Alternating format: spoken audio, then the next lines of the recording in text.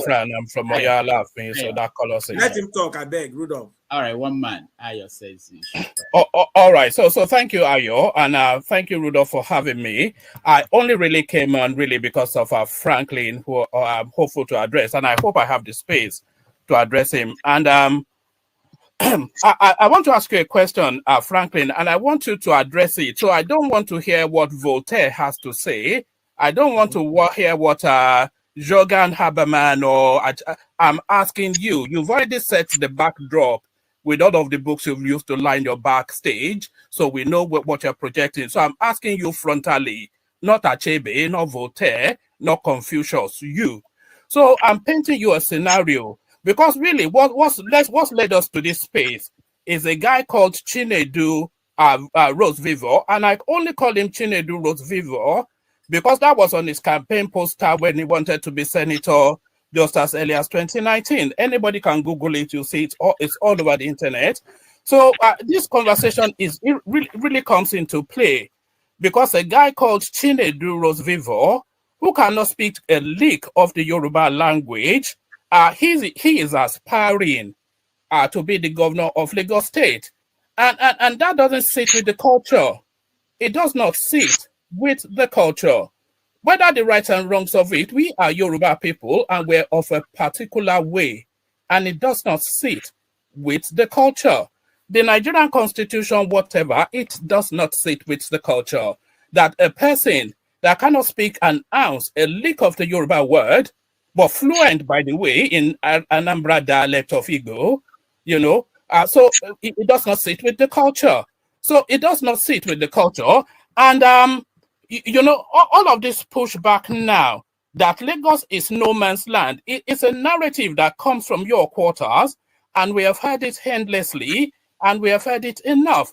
So I think people conflate the Yoruba mild-mannered Omoluabi way as a form of weakness. And the biggest fool alive is the person that conflates the Yoruba mild-mannered ways, because we are. I don't know if you know why we call ourselves Omoluabis. That's a civilized person.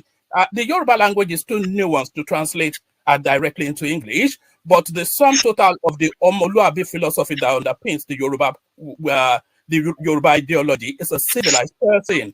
So don't conflate that civilized manner as weakness and then come into our space. We accommodate you. We give you the fat of the land to live fat, and then you tell us that our land is no man's land. Lagos is Yoruba land, though. It has an Oba who sits on a throne. Lagos is Yoruba land, so there has to be clarity on that. But the question I really wanted to ask you, frankly, and like I said, I'm not asking Confucius or whoever, I'm asking you. So please don't philosophize and no straw man. So don't give me any straw man narrative. If an Igbo man called Muyiwa or Kafo wants to be the governor of your home state, wherever it is within that region, does not speak a word of Igbo, has all of his leanings and affiliations are is maternally Yoruba, paternally Igbo, Muyiwa or Kafo, who wants to be the governor of whichever state in the east, knowing, as we all know, how insular and clannish that region is. Will he even get to the first step to buy a form? So that is to you, Franklyne.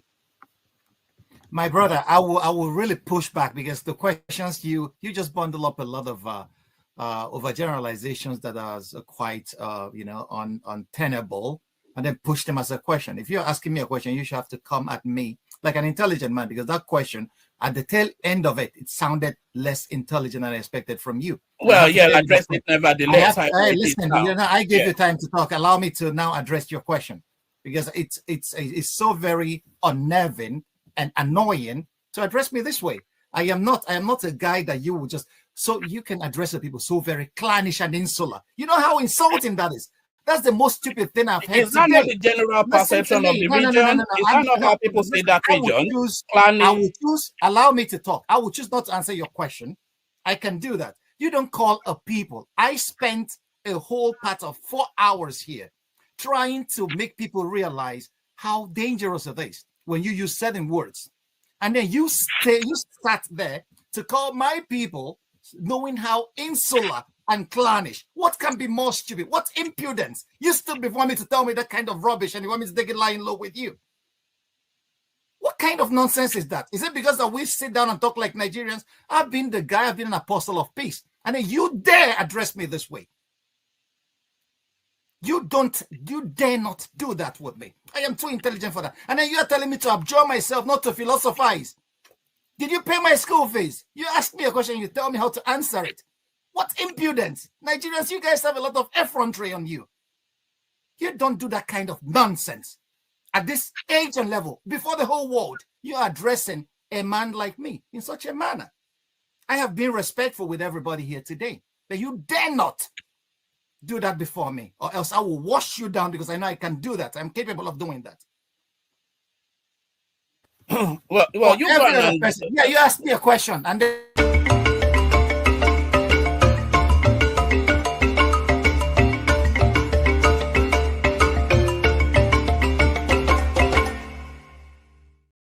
All right, welcome everybody. Thank you so much for joining us on this special edition of 90 Minutes Africa. My name is Rudolph Okonkwo. We have back-to-back 90 Minutes Africa, and so that's why we are starting late. But thank you for joining us. We are now going to bring our guest. Most of you know him. He's been here several times. He's, I think, #1 guest we have on this show. And everybody's looking forward to having him, and I know he will deliver again today. We welcome Dr. Franklyne Ogbunwezeh on the show. Welcome. Well, thank you, Rudolph. It's been quite an age. I know. We miss you, and there was a time we wanted to bring you on, and certain things didn't work out. But thank you so much for being here. The world has changed. In fact, it looks like every week the world will go in a direction that we think, oh, this might be the end. So it's nice to have you. We're going to break down everything going on around the world, and we are going to start where? Where do you want to start? Gaza. Let's start because no, you know what? No, leave Gaza, because I know our people. Let me start with what happened last week in China. 80th anniversary of the end of the Second World War, and there was this important meeting that happened in China, where the Chinese president had the Russian president Putin with the North Korean president. They came together. They displayed their weapons, and they talked about a new world order. What is it that they are looking for? Well, everything. Thank you, Rudolph, for having me once more. But everything points to the fact that the Western liberal democracies are being perceived as failures by much of the rest of the world. The global South, China, Russia, countries like Iran, all these countries are coming together to protest what has been an American hegemonic agenda that, encompasses Western Europe, what we used to know as the West. So they are feeling, and rightly so, that this world order has collapsed. Actually, you wanted to evade Gaza. We are witnessing a genocide in real time, being financed by the entire Western world. So every other country feels that, hey, after Gaza, after the Palestinians, who is next? And we are witnessing a war, between NATO and Russia. The Russian Federation is a proxy war. Everybody knows that. So these two boiling points on the globe at the moment has made quite a lot of governments unsure of where American leadership is going with the present trend. So they are uniting, to oppose that kind of world order. And China is telling the whole world in unmistakable terms, we have arrived. China is the leading economy in the world today. Forget what every other person is telling you. Anybody in the know knows that. China is the workshop of the world. They are producing every other person in everything. I read my friend, Professor Berogi, the other day. He made an allusion to a Nigerian as a Temu lawyer. Temu seems to be a Chinese equivalent to Amazon. And for Nigerians, it reflects something that is inferior. I don't see it as inferior. I see it as every other thing that China has been producing and giving to Western companies to sell. Now they have stripped these products of their brand names, and then they're selling it directly to the public. So we used to quarrel with Chinese quality. Today, nobody's quarreling with that anymore. China has actually arrived, and the world is going multipolar. And I believe that a multipolar world is in the best interest of everybody. Healthy competition is equally good for every other person. So what the Chinese are saying is that you dare not mess with us. And I can see in years to come that China is going to stake a serious claim to Taiwan as its territory, which will come in direct opposition to what the United States has been having as a policy all this while. So it's not uhuru at the present moment for the rest of the world. There is going to be serious conflict. Sometimes I look back and I feel like we're in the 1920s. This was how the Second World War started. Germany was making staking claims to Sudetenland in Czech Republic, and staking claims that they have a right to stop paying reparations to the Allied forces. And they started rearming. China is rearming today. Russia is already in a war situation. And Russia is out producing the West in artillery, in every index that makes a country win a war. So I don't see peace coming in the next 30 years, except we have cooler heads who are going to prevail on the Western government. First of all, to stop funding and supporting the genocide in Gaza at the moment. And secondly, there must be an accounting of what happened in Gaza. And they are doing everything to collapse the United Nations. You could see Marco Rubio, trying to deny the Palestinian delegation visas to come to the General Assembly of the United Nations, which is basically against the Charter of the United Nations. So I don't see the way the world is going. China is preparing for that day when America will make a claim to support Taiwan, and the Russians are aligning with China. Since Western Europe says we're not going to buy Russian gas anymore, the Chinese are doing that. China is a great market for that. Okay, and India is buying Chinese gas and selling that through the back door to Europe. So it's like the Europeans have cut off their noses to spite their faces. A lot of things are happening, but we are just watching the whole situation as it unfolds. All right, but there's something that happened. A reaction from Trump surprised me. He sent out a tweet where he said that China was conspiring against the United States with Putin. Was he playing, or was there a time that China was playing on the same side with America? What is Trump trying to say? Sometimes when I read the tweets coming from President Donald Trump, it sounds like the tantrums of an unruly child. I am sorry to say that that's what it sounds like. It's not diplomatic at all. That's not diplomatic language. Countries, fight for their interests. The United States has been conspiring against many other states. The United States is conspiring against Russia in the Ukraine with the European Union. Everybody knew that. That was what Biden did.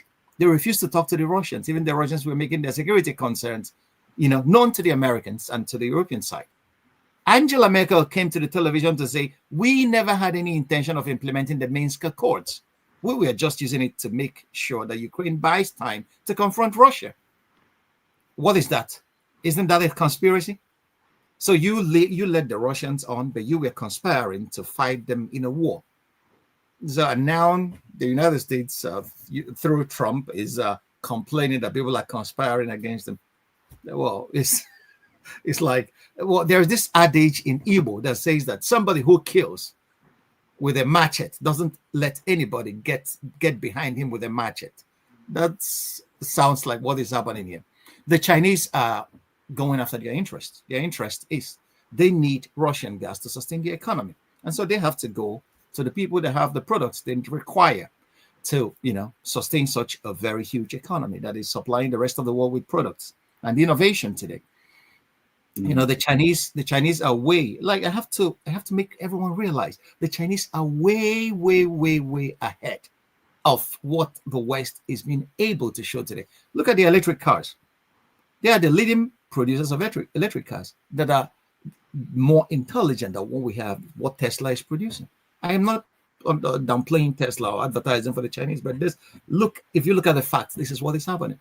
Okay, Europe started an ecological revolution, and the Chinese seems to have taken it over, and they have gone far with it. They are running with it in solar energy, in wind energy, in renewables. China is leading, and the Europe and the America that started this as pioneers are now lagging far behind. So, what could be the reason for that? I used to tell people used to say democracy is the best system of government. I call that a dogma because it's not true. It is not true. Western democracies have shown us that they are capable of committing genocide.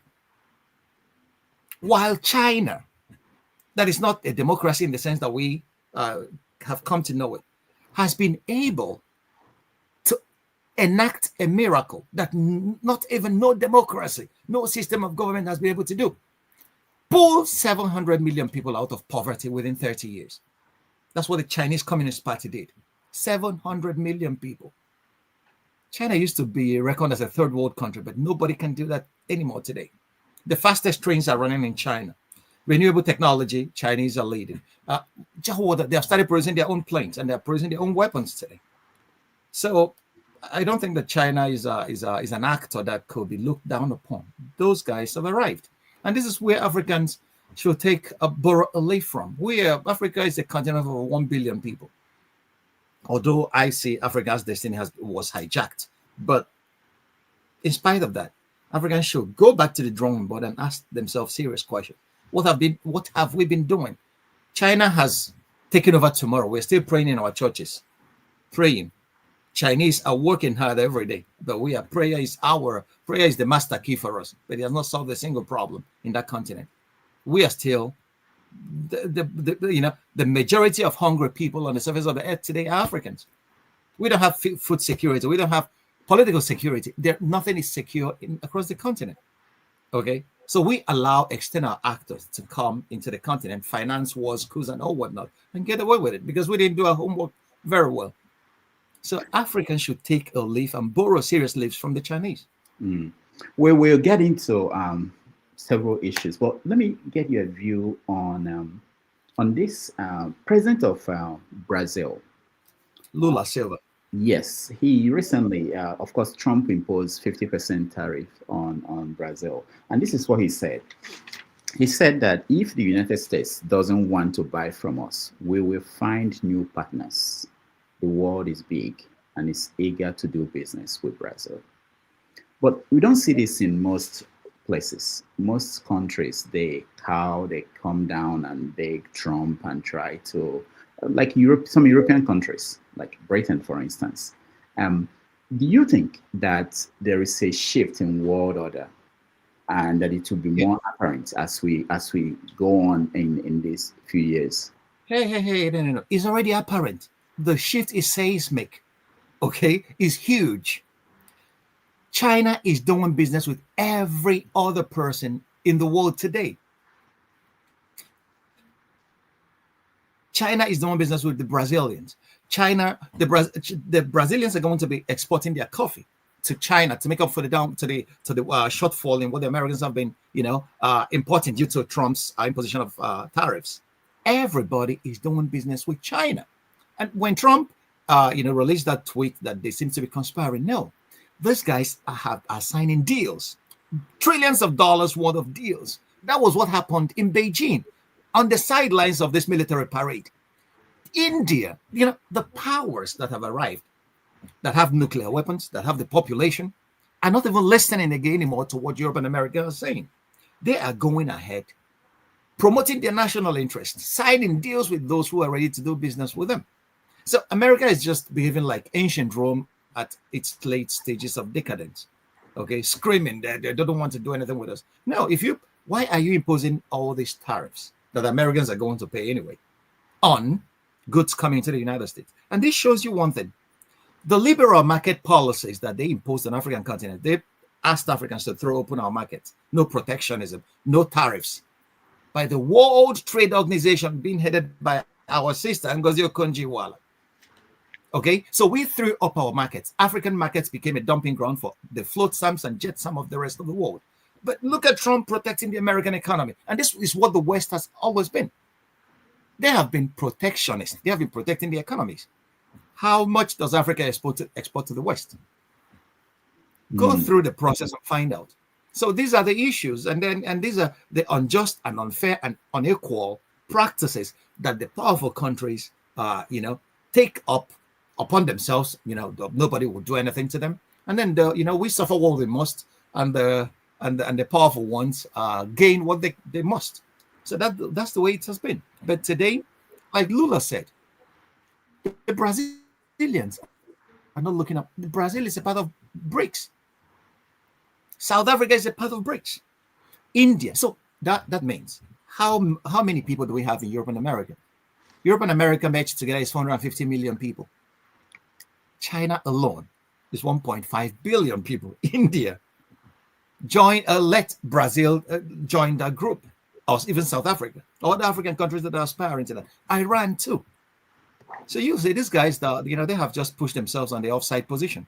The West, actually. And the balance of power has actually tilted. There was this story that Modi of India is now taking Trump's call. Trump has called. I saw that in Indian newspaper. I don't know if it's true, but they wrote it that Trump called 3 times. He didn't pick his call. So at what point do you think that it will become clear to Americans that there is a change in the world alignment and structure of power? Is it not clear already to you guys over there? An American politician just called the Indians peasants recently, just a few days ago, a few months ago. Yeah, like I said, the American politicians are behaving like Roman senators at the late stages of the decadence and the fall of Rome. That's what they're doing. They feel that every other person is inferior. Rome called every other person barbarians, even when they were still in grains from Egypt. Egypt was their grain basket, but everybody was a barbarian. Okay, so that was what they labeled everybody as. Anybody who doesn't fall into this Euro-American, construct of a human person is a peasant or a barbarian, or that's what civilizations that are expiring do. Okay, they are kicking and flailing at every other person. The Chinese are not minding that. The Indians are not minding that. I watched Indian foreign minister on television, on Austrian television. He was answering questions. The moderator asked him, "Why do you guys keep buying Russian oil and helping to break the embargo imposed by the West on Russia?" Jayakasanka, or whatever his name, told this moderator, India is a country of over 1 billion people, and they have a right to follow their own foreign policy. And this reflects what Mandela told Americans when he came to the US. He said, "Your enemies are not our enemies." That's the mistake politicians make. Okay, so if it is not clear to you guys yet, the only thing any honest American economist will tell you, the only thing sustaining the United States today is the dollar, that many countries are still using the dollar. The day the BRICS countries come up with a currency that could rival the dollar to make their own payments among each other, then you will see the Americans will have to buy a piece of bread with trailer loads of dollars, just like it's happened here in Germany after the 1929 stock market crash. Okay, let's go to the UK, near where you are. I was surprised I read today that wearing a pro-Palestinian t-shirt is considered a terrorist act. What is happening in the United Kingdom? Well, a lot of things. There's this organization that is, speaking out for the Palestinian people. That was the British government banned it, and this is what made me realize that Western liberal democracies are not what they claim to be, because once there is a conflict between the people and the establishment loses its sense of democracy and then goes all in with the police, with the army. It's just like if you've read George Orwell's Animal Farm, okay, you see Napoleon. Napoleon took the dogs, trained them to go after his enemies. So Napoleon, when he became the establishment, anybody that raises his voice against the policies of the establishment is beaten by the dogs. And the dogs today seems to be the police. And the whole structure of the Western establishment is not only in the United Kingdom. Police are seen beating people. I think it's time that Africans send peacekeeping operations and then send to these countries, okay? Because they're not democracies anymore. You will be beating people for protesting. the right to freedom of speech and peaceful assembly is enshrined in the Universal Declaration of Human Rights. But all these countries, Germany, the United Kingdom, even the United States, you see what they did to the university students across the campuses in the United States. Police beating up protesters. Anyway, America has a long tradition. They send dogs to bite civil rights protesters and killed a lot of them. So, this is what I don't, when people talk about democracy, as a student of history, I have another view. Okay, I have another view. It's just, it's not what they claim that it is. So in the United Kingdom now, speaking out against genocide is considered a crime. In which world are we living? This is the question you have to ask yourself. In which world are we living that today speaking out against genocide is considered a criminal offense? Whereas those financing the genocide and profiting from it, it's not only United Kingdom. Look at Trump, who he banned people like they're trying to destroy the special prosecutor of the International Court of Justice, because he issued an arrest warrant for Netanyahu and Yoav Gallant. Okay, so and all the Western countries are supporting it. But these are the guys that raise their voices. If Russia did half of the things that Netanyahu is doing in Gaza, we will not. The decibels will be so high that we will not hear ourselves. So that we can see that. So, and the mistake that they make is that we are in another time where young people are seeing all this on their cell phones, and they don't have a monopoly of the media anymore. Young people are now seeing in real time the genocide that is unfolding before our very eyes. And those people pretending to be our leaders are in full cahoots and supporting an elimination of a people. Genocide is the crime of crimes. For this reason, the world in Nuremberg, after the Second World War, sentenced Nazi henchmen to hang. But we are supporting it.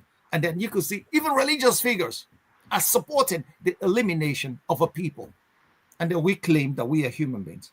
When Hannah Arendt, this great Jewish philosopher, wrote about the banality of evil, I thought that she didn't quite touch that thing very well. She thought that it's only about officials who believe they are doing. No, government top officials are now actively, they're not just doing it as a matter of course, they are actively complicit in genocide.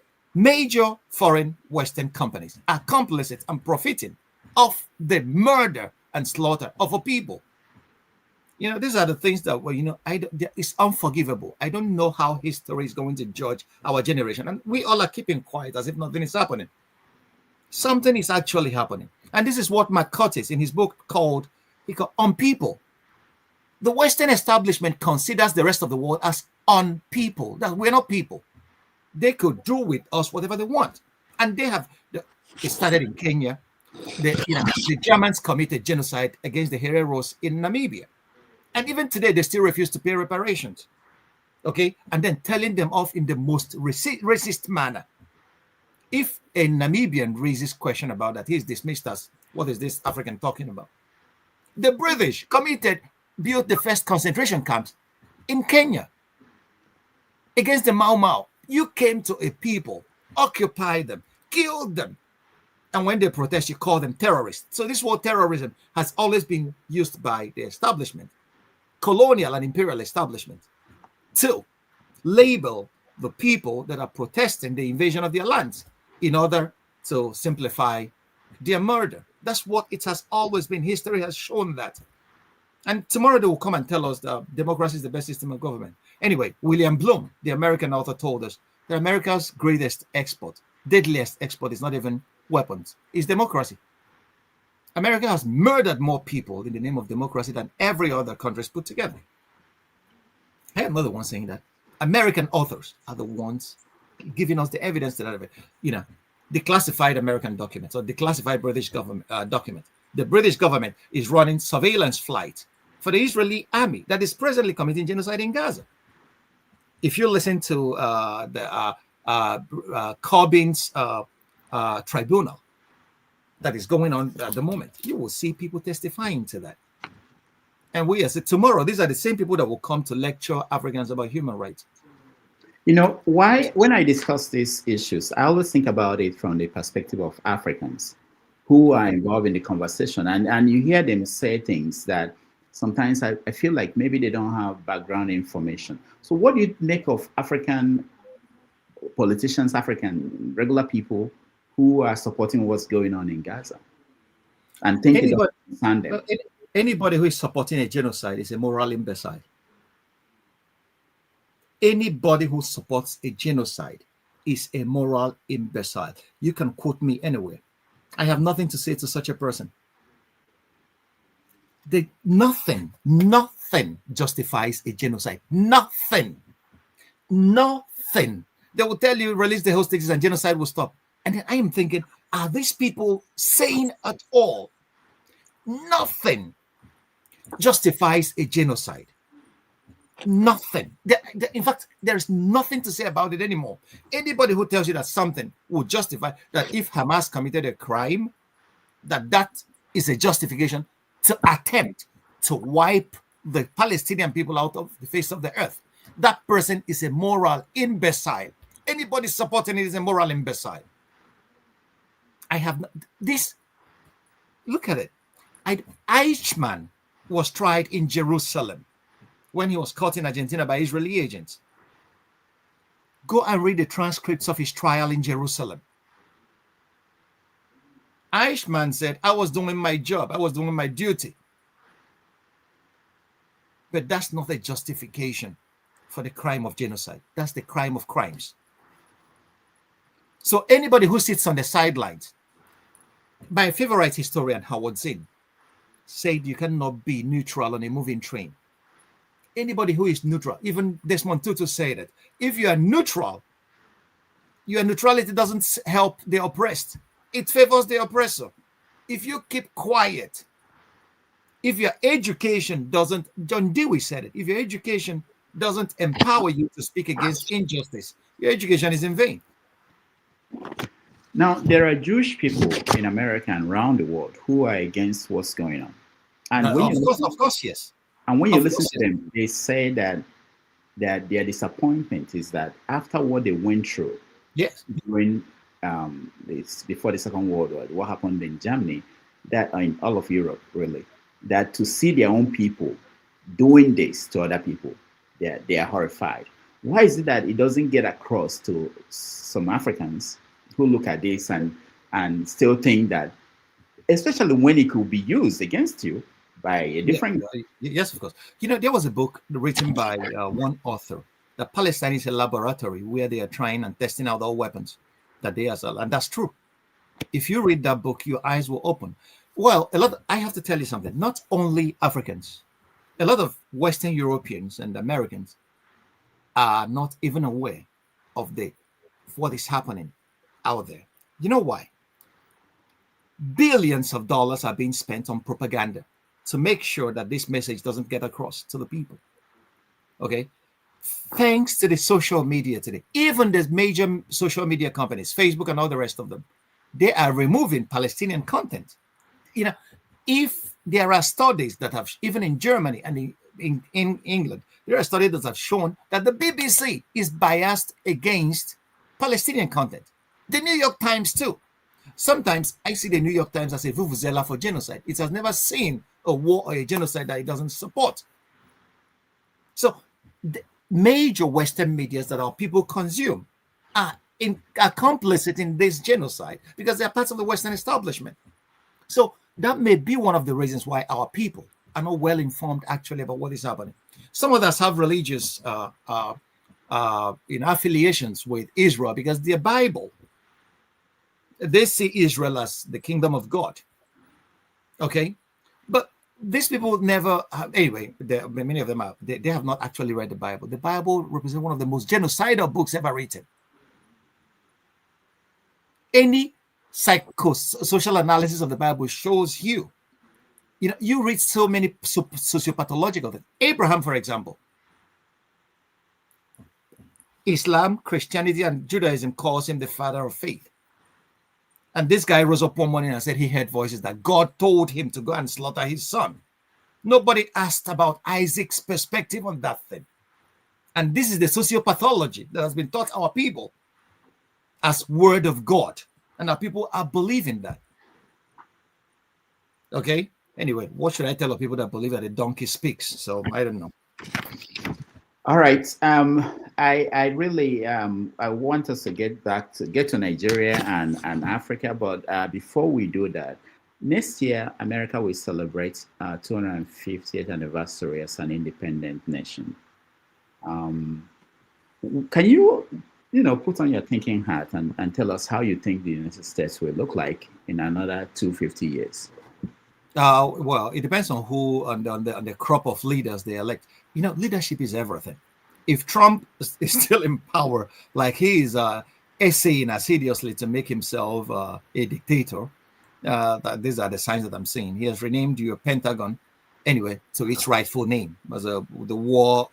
What's it called again?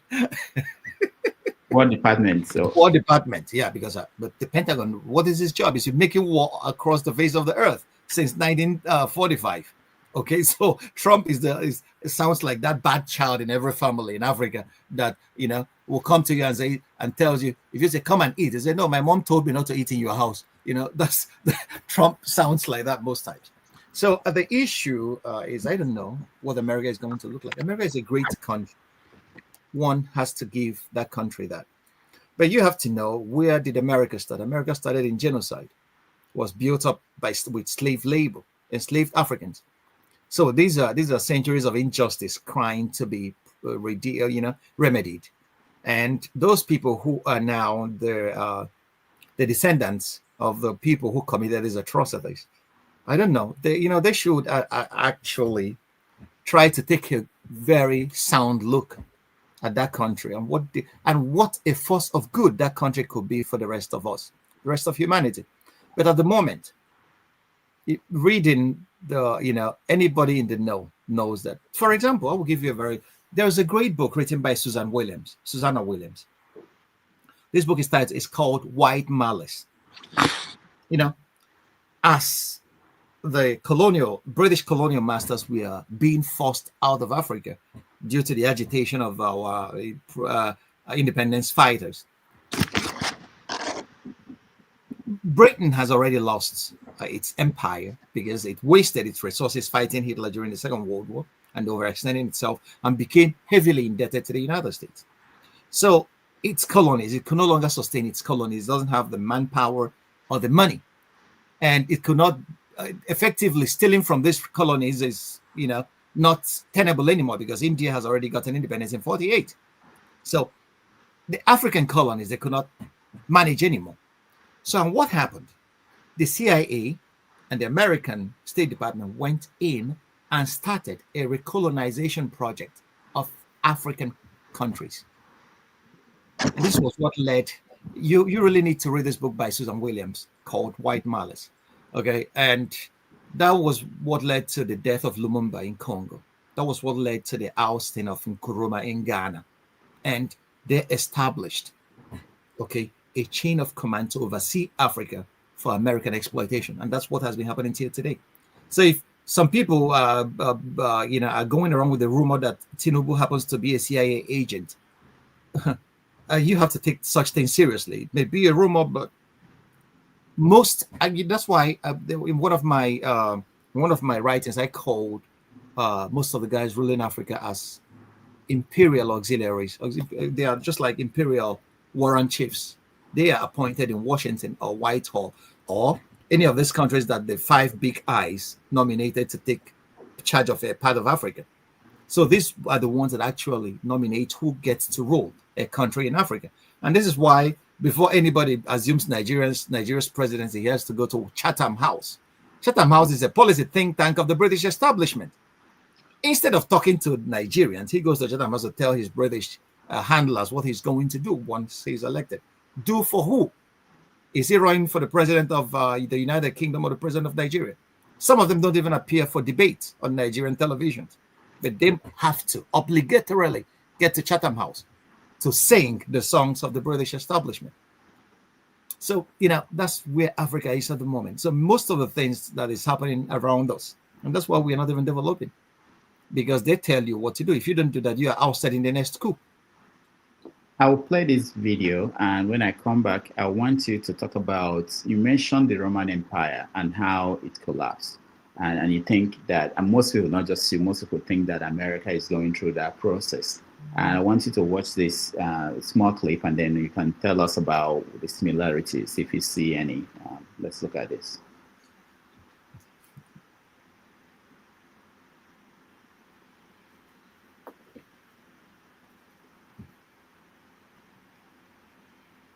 Oh, sorry. Okay, this is the video. I think it should have an audio.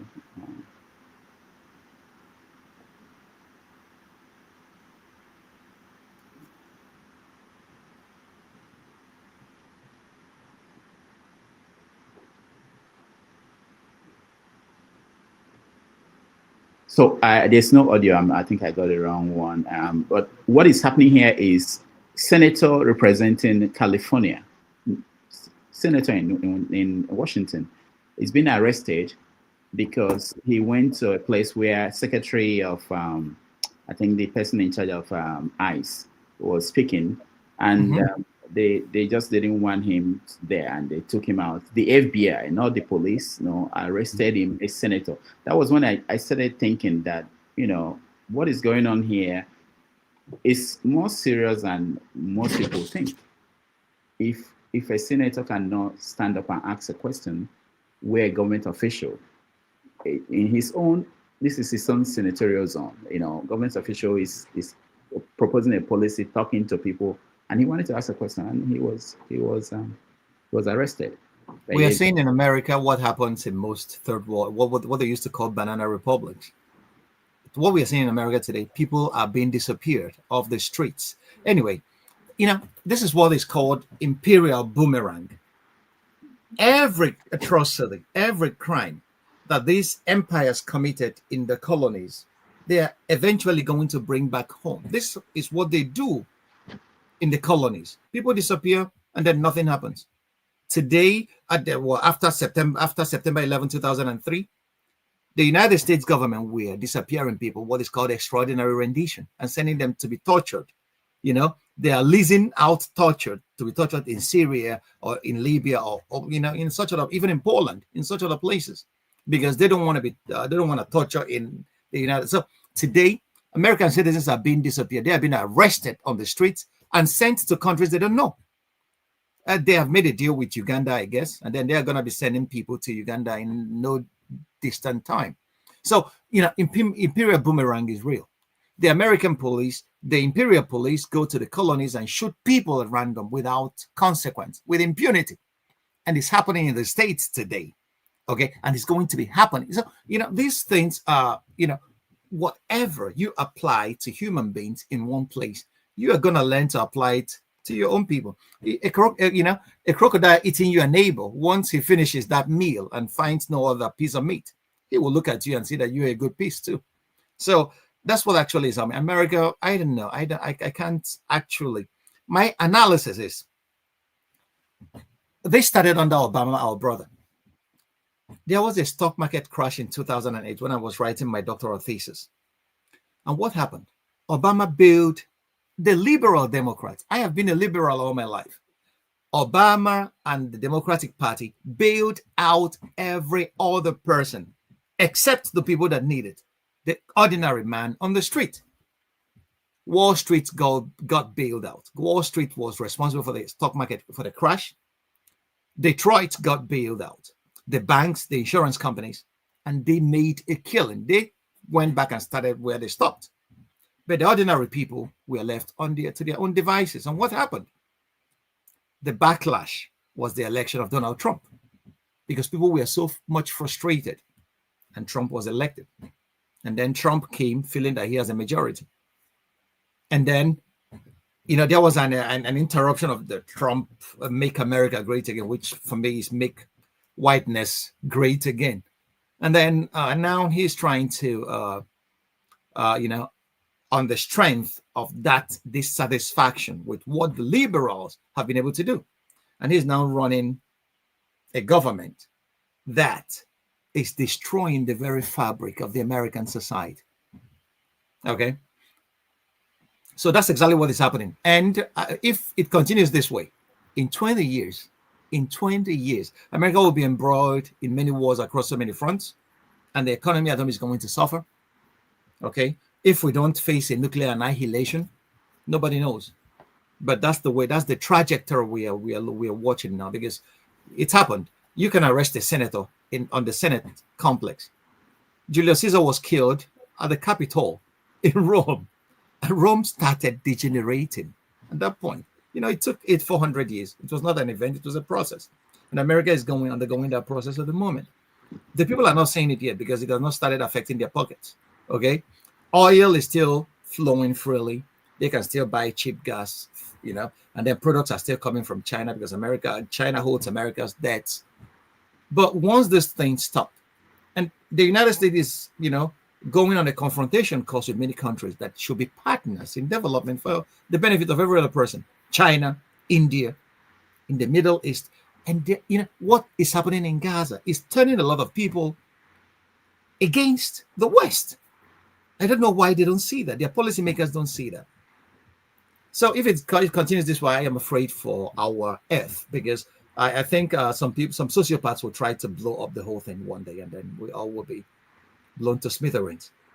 You were talking about, you mentioned Germany, and I wanted to ask you, because people are saying, because of Trump's policy towards Europe, the Europeans are coming together to defend themselves because they can no longer count on America. And some people are believing that Germany waking up to build its military could be at the beginning of another crisis in Europe. Is Germany still that advanced? If America should remove its foot on Germany, do you think that Germany could become what it used to be in the past? Well, there's a very controversial point. The point is, you have to understand why NATO was created. The very first Secretary General of NATO said that NATO was created to keep the Russians out, to keep the Americans in, and to keep the Germans down. Okay? Why was this the case? Because Germany, within 50 years, has been able to be involved in 2 world wars and lost both of them. Okay? And atrocities were committed. So, neighboring countries, France and Poland, are very much afraid of Germany rising.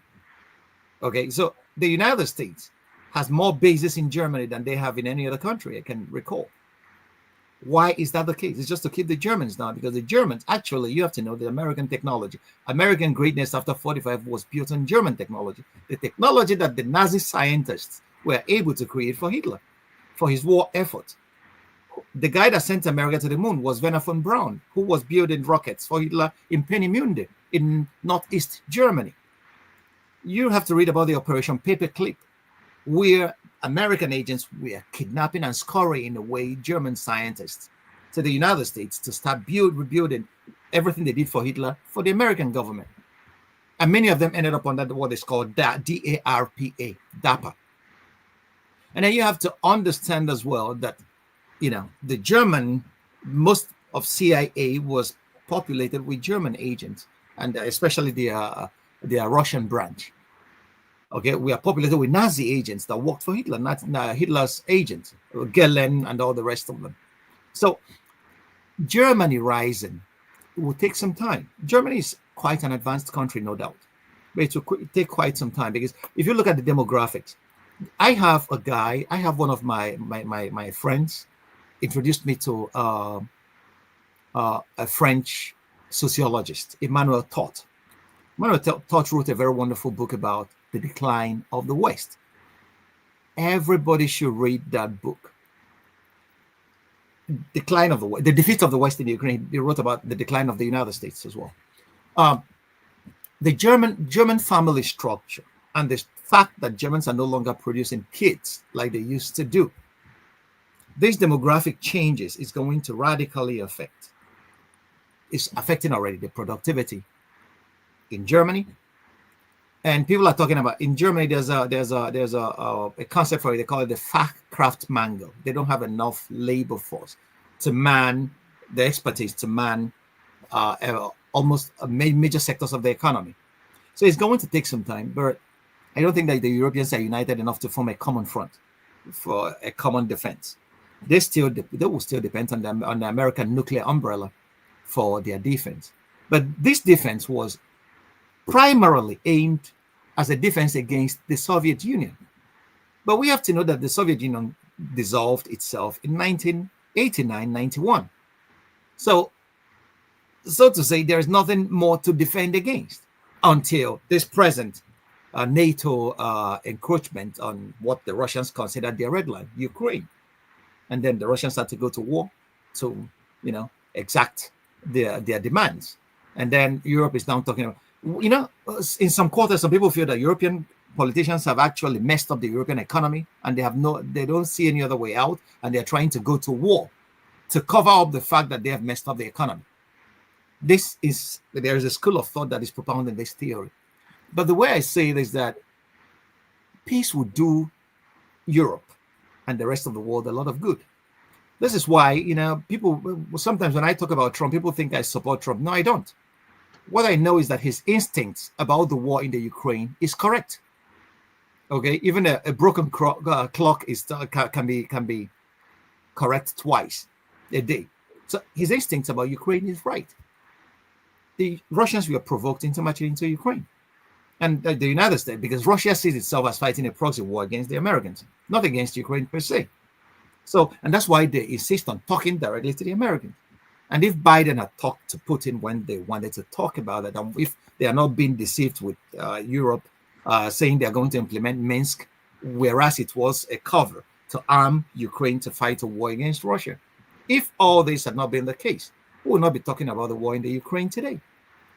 Okay, but all these are parts of the grand chessboard that Brzezinski wrote about in his book of that title, I think in 1990 something. I have a copy here. People should read and then, apprise themselves of what the American interests are. Rand Corporation even wrote a detailed position paper on how the United States would try to talk to us, even to this point, they fight a war with Russia by proxy using Ukraine. And if there is to be a peace talk, there will be a peace talk to confuse the Russians that there are going to be peace. The Russians know all this. So, but sometimes I don't think that Europe, who is going to, the only country in Europe, the only two countries in Europe that have nuclear weapons are the French and the British. Okay, and the British see themselves as a junior partner to the Americans. So whatever the Americans do, they just follow in tow. The French, Emmanuel Macron is not the most popular president in France right now. The French, if they have the opportunity, they're going to kick him out. So who? The government in Germany is not so very popular, actually. Okay, so the people are dissatisfied. Even the government is not even up to a year old. So who? And most of Europe are equally divided on the Ukraine issue. Hungary, Orban in Hungary, is not kowtowing to what Europe is doing in relation to Russia. Okay, the Slovenians are not even following what Europe is doing. So they have a veto in the EU. So how is that consensus going to arise? That if it's going to happen, it's going to be a long-term project like Germany has embarked upon. Germany is going to borrow over 100 billion for the military. And they have already started. You could see all around you that they are preparing for conflict, actually. They have even informed hospitals, and they've informed so many other parastatals and establishments to start preparing in cases of emergency. The emergency they are talking about, anybody in the know knows, is about war. But I don't think, I am following Einstein's line in this case. I don't think that if there is going to be a war between NATO and Russia, it will never go resolved without the deployment of nuclear weapons, and it will be bad for all of us. So these guys are trying to kill all of us, and that's why we should speak out loud and say no to war everywhere we can, and shout as loud as we can. Okay, we have not even started. We've not even come anywhere close to Nigeria, but it's almost an hour. Let me ask you: United Nations General Assembly is coming up later this month. And several countries like France, Australia, they are threatening to go there and recognize the state of Palestine. What do you think will happen now that America is not even granting visa to some of the people who are coming to represent the Palestinians? Well, this is not the first time such a thing has happened. In 70, the Americans tried to prevent Yasser Arafat addressing the United Nations General Assembly in the past. And what happened? The United Nations General Assembly voted to move the proceedings to Geneva. And it happened.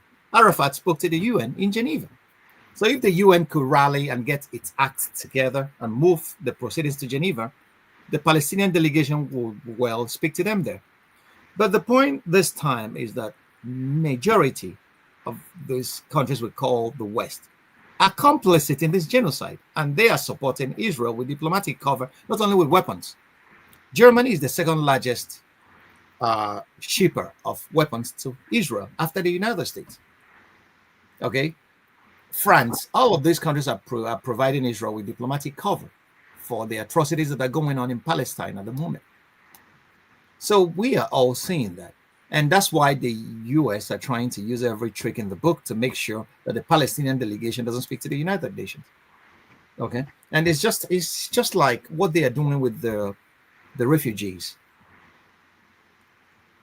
Western bombs, Western weapons, Western political clout cause a lot of damages. They bomb and kill people in these countries where the refugees come from. But they don't want the refugees coming to the metropoles to show them the scars that their bombs are causing. So they don't want the Palestinian delegation to come to the UN and show them the scars of the genocide being committed in the West, in the name of the West in Palestine. So it's really awful. It's evil. That's what evil is all about. Evil is not only the banal aspect where a functionary says, I'm doing my job. Evil is a deep-rooted attempt to destroy any part of the human race. That is what evil is. And that's what genocide is. Genocide is the greatest evil. All right. People who know me know I'm totally against conspiracy theory, but these days it's becoming difficult to separate what is conspiracy and what is real. Let me give you an example. The issue of Jeffrey Epstein and Israel and the American political elite. I know that you know some of these things behind the scene that are going on that we don't know. What is really going on? Is there any truth to the fact that it's bigger than just one man in Florida taking young women to an island? What is going on? Well, I think I'm going to plead the fifth on this one.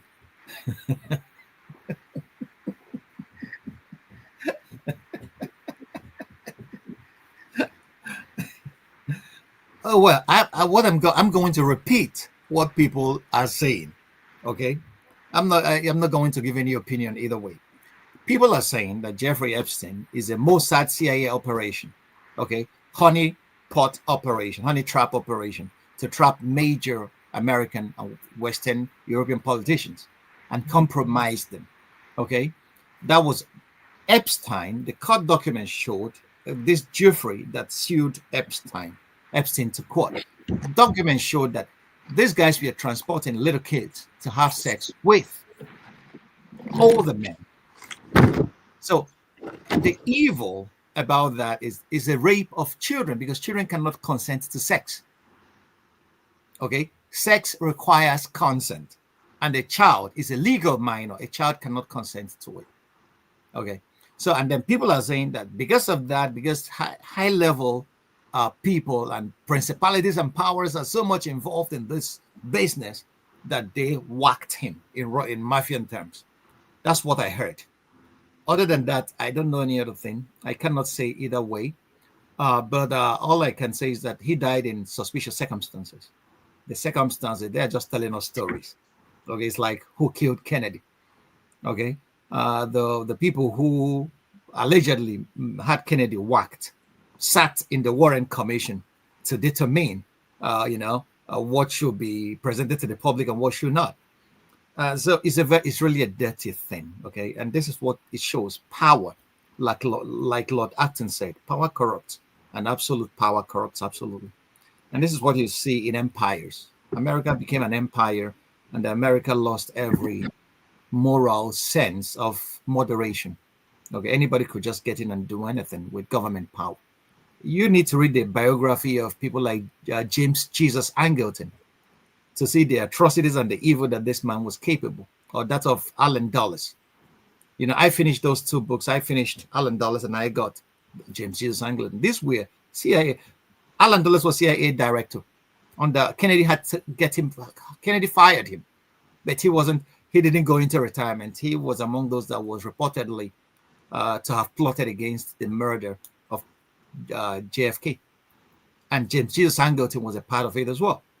So you need to, after reading that, you come to see that power is a dog that needs a leash. Without a leash, power is going to eat the bone hung around its neck for safekeeping.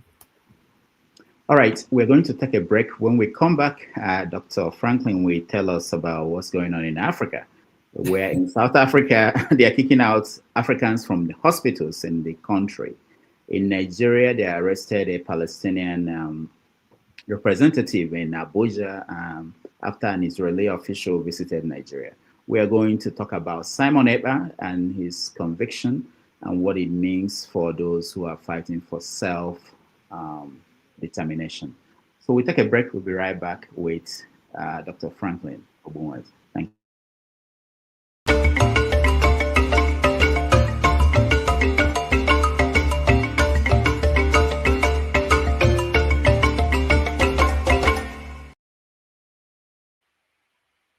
Thank you. Thank you so much for watching. Thank you. Have you subscribed? Yes, you. Have you subscribed? You. Yeah, before you go, click. It's free. Click. Just that's it. Have you subscribed? You're laughing. Have you subscribed? Have you subscribed? Thank you. Thank you. Thank you. Hey, madam. Thank you so much. I can see you. We have to get to 100,000 subscribers. By the end of the year, how are we going to do that if you don't subscribe? Yes, you. Yes, you're about to click off. Why? Have you subscribed? It's free. If you don't, ask your son, ask your daughter how to. Just one click. Thank you. Thank you. I see you. Aha. Thank you very much.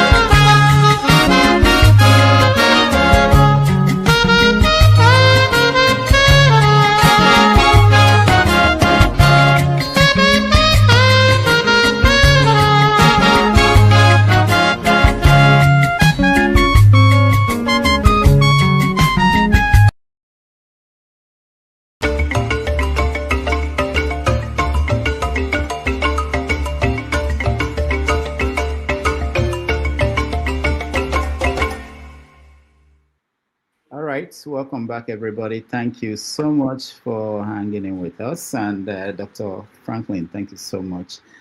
Somebody just sent me a message that listening to you is like eating fufu with bitter leaf. That's a message from. All right. So, so we want to go back, come home to Nigeria, to Africa first, and then expand to Nigeria. And let's talk about the situation in Burkina Faso. What's going on now? I think, in the last few months, we've been seeing so many activities. There were people worried about him being killed by the Europeans and by the Americans. So what's the actual situation? Because talking about conspiracy and propaganda, and there are so many things that people hear, people see, that may not be exactly true. Well, the facts on the ground. First of all, we have to establish what the facts are. The facts are: one, the Burkinabes rose up and asked the French to leave. Okay, and an empire, once an expired empire, feels that its hold on Africa has gone down the drain. You have to know that over 7% of what France uses in her nuclear reactors comes from these regions, Niger and all whatnot. So first of all, they were kicked out of Niger. Secondly, the Burkinabes came on and said, we don't want you anymore. And then there seems to be a revolution sweeping across the Sahel, because these people have been at the receiving end of what has been called terror onslaught from whom nobody knows. Okay. And some of my Burkinabe friends are telling me that some of these terrorists are being sponsored by their former colonial masters. And so whenever they want to implement policies that will augur well for their own people, you will see terrorists coming from nowhere, and then trying to make sure that the country is insecure. So, and this young man has, garnered a huge online following, even in the United States. People are now saying him as the new Sankara. You have to know the nostalgia about Sankara. Sankara was an outspoken Pan-Africanist who was murdered, by his friend Blaise Compaoré at the being chaperoned by the French intelligence. Said he insulted Mitterrand and all the rest of them. So that was why. So you have to see it in the line. Why did he become popular? Because Africans will always want to see somebody who will just stand up and tell the former colonial master that has refused to go, to take a hike and don't come back no more. Okay, so that's what is that's the reason for his popularity. I don't know actually what the French are doing on the ground in Burkina Faso at the moment, because it's been like forever that I was in Burkina Faso the last time. So I don't know what is actually happening on the ground at the moment. But what I know is that the young president, is enjoying a huge following.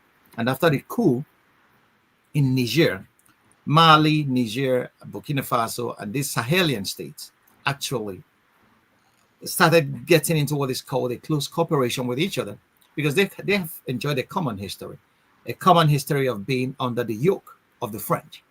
And if you know the atrocities of the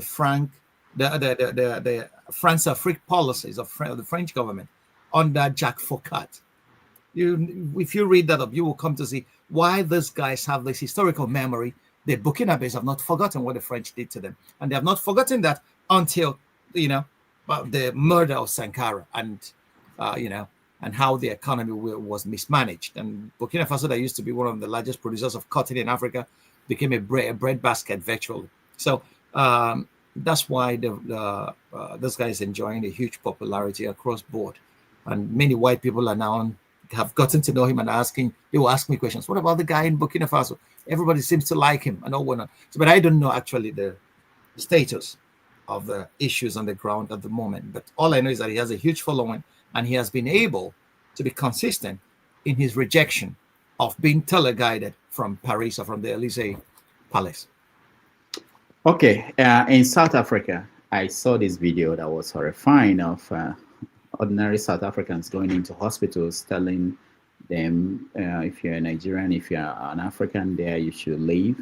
At the same time, you can put that picture on one side and you look at Malema when he went to Nigeria to speak at the Nigerian Bar Association conference in Enugu. Yeah. So why are we seeing these images, and what is going on in South Africa? Which side will win?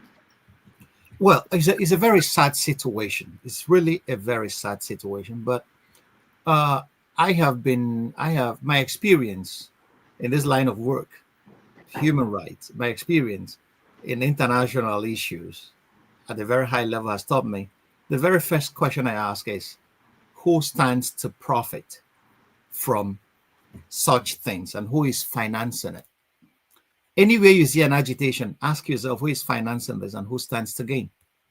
Once you ask the money question and the profit question, you eventually come to even if the people that are financing it are hiding using NGOs or whatever, they will eventually come to know what is happening. The South African issue is not just a random thing. It's a highly organized and sophisticated operation. Who is financing it? I don't know.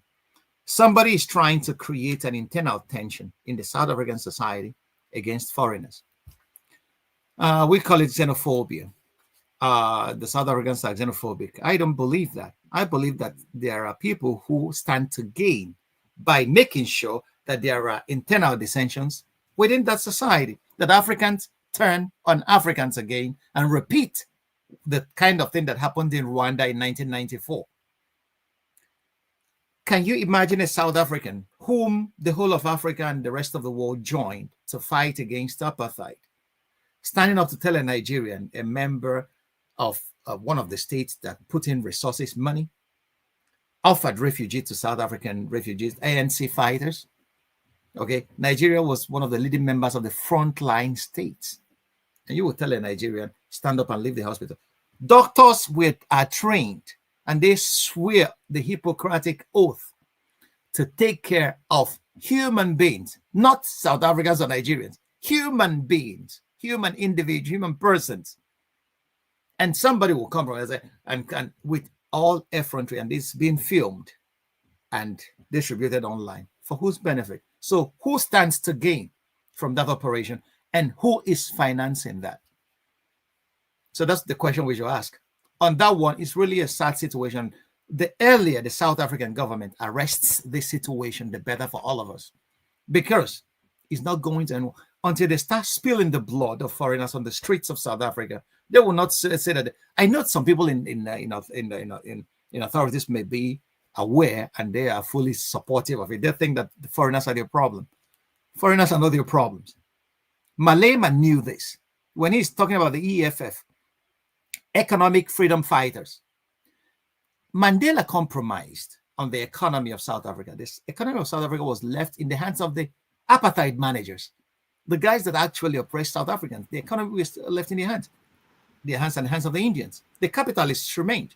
And the land, the choice arable land in South Africa, still belonged to the white Africans that actually committed atrocities against black South Africans. It was in the name of reconciliation that Mandela opted for a transition that would take time. Okay? What Mugabe couldn't stomach, because Mugabe, the Doncaster Agreement of 1982, where the British government offered to pay money to the Zimbabwean government to buy back land from the colonialists that actually stole land from Zimbabwean farmers. And when Tony Blair came to power, he reneged on that.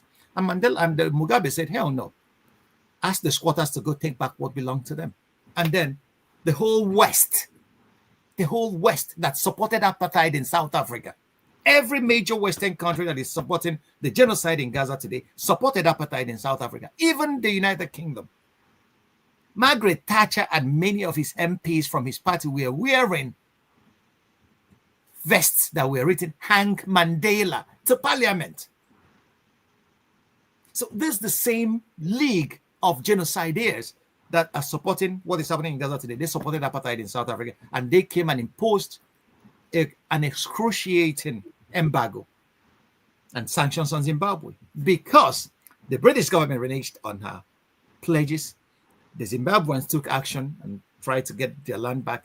and then they imposed sanctions on Zimbabwe to cripple the economy and then remove Mugabe. They financed every sort of dark operations against Mugabe to get him removed. Although Mugabe overstayed his welcome because he was a very old man and then he still clung to power. But you could see it was the resistance being offered him by external forces that made him cling to power. And then vice. So it's just like, the egg-chicken relation. And the same is the case in South Africa. And another interesting issue, which I've not explored fully, is the fact that since South Africa took Israel to the International Court accusing them of genocide, there have been attempts to steer internal dissensions within the South African society. You saw an American embassy at Tachi accusing South Africa of selling weapons to the Russians. Okay? Just to make sure that South Africa gets bad press and then gets sanctioned by the United States and Western powers. So you could see there have been these attempts, and now I'm not saying that these are related, but these are issues worth exploring. Okay, why is it that when any country challenges what the West or their allies are doing, that country starts experiencing internal dissensions? The dark acts of the British government and the American, the CIA, we know that all this while. So what is happening in Haiti? So they always have a pool of ready-made local agents to start trouble and then make sure that the country is destabilized so that their interests will be protected. So these are issues that the South African government should look at. If these are real cases of xenophobia, I don't think it has a place on the African continent. South Africa has been a beneficiary of the largesse of other African nations in their fight for survival, in their fight against apartheid.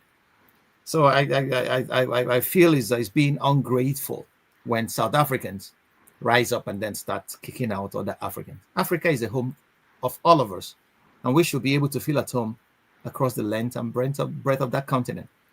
The borders are colonial creatures. It was the colonial masters that sat down in 1885 in Berlin and carved Africa to pieces. These borders were not created by us.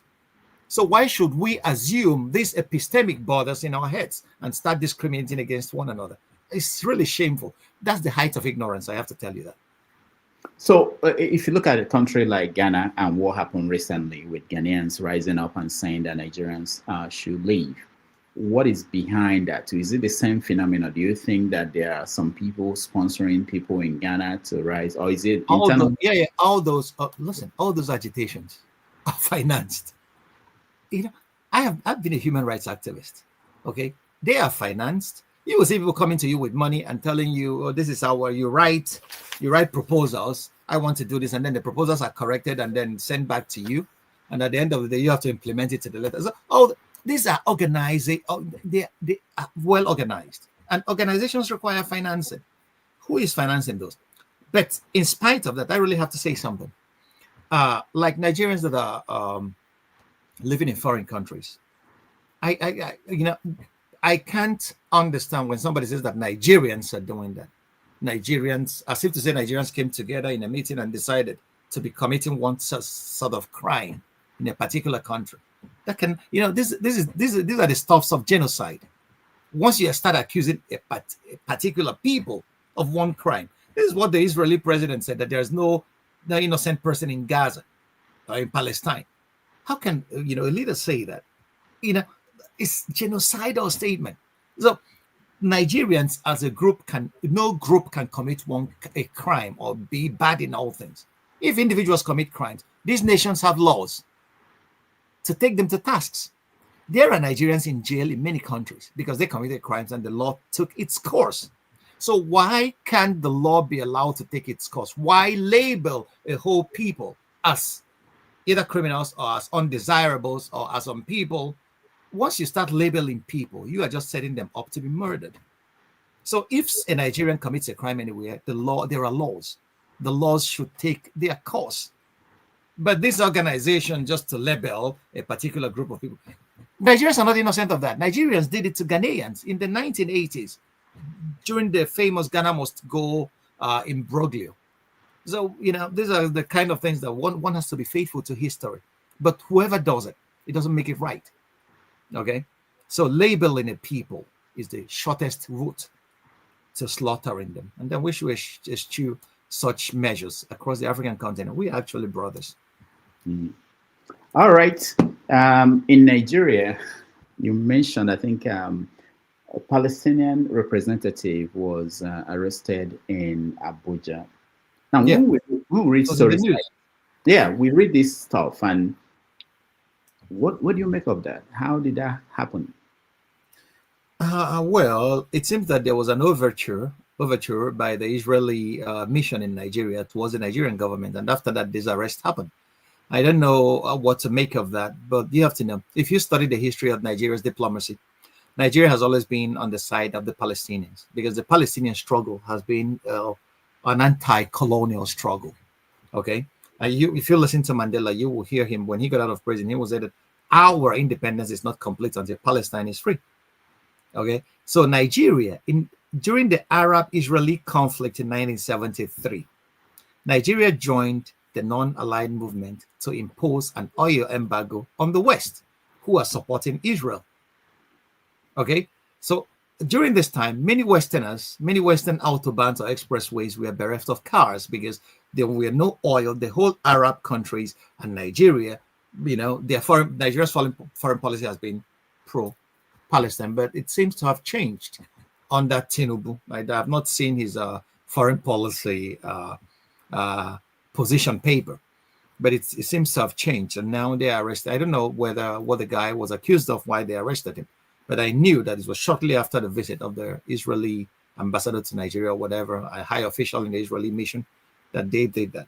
So maybe Nigeria's foreign policy position is changing to becoming pro-Israeli, and that's interesting, coming from a Muslim ticket, Good point. Let me play this video because you mentioned that several times. Let me just see if we can get an audio from this.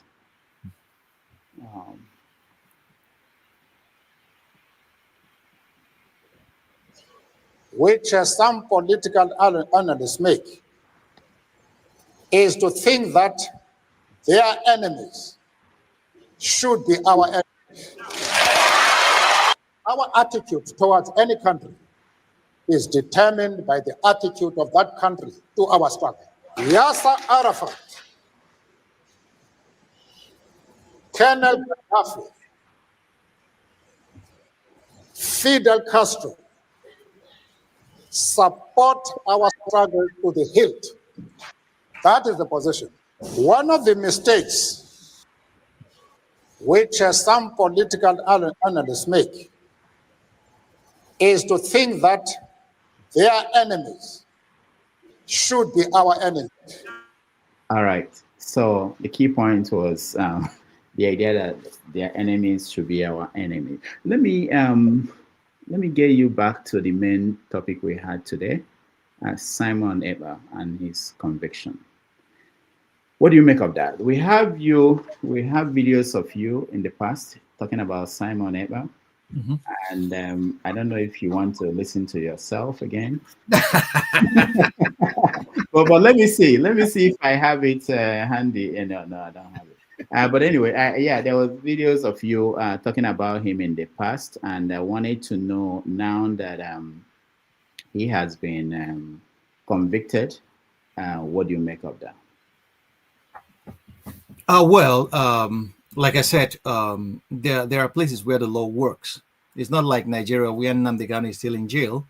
The Nigerian government is just a disgrace on itself in that regard, because justice delayed is justice denied. Okay, whatever crimes Nnamdi Kanu may have committed, the right to fair hearing is the only fundamental human right that is that's only right that is absolute.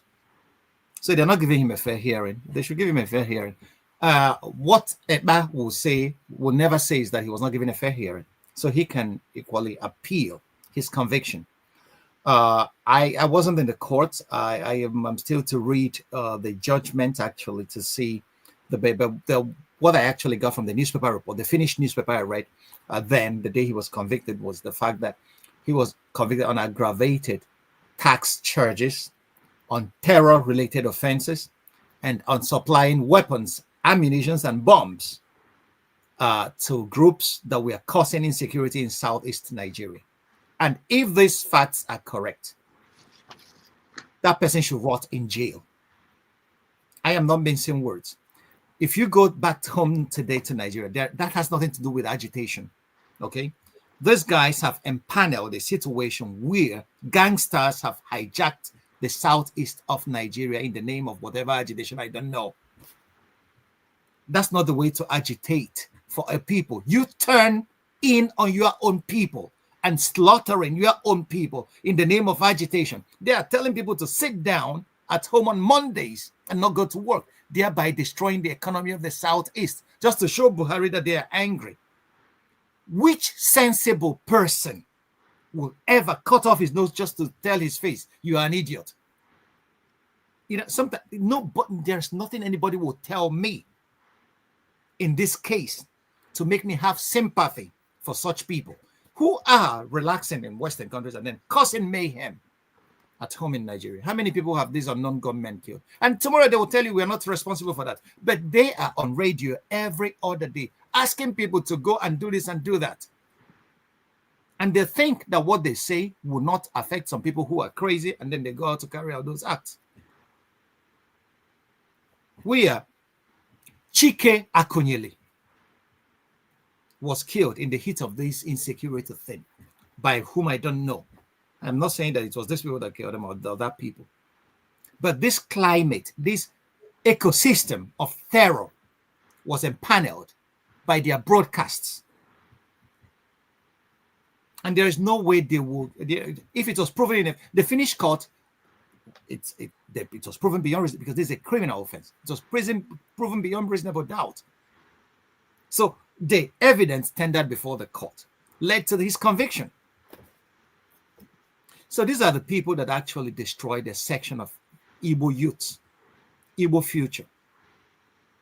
Anambra State, look at also Olo Axis is now in no man's land in the name of fighting for what they never consulted us about.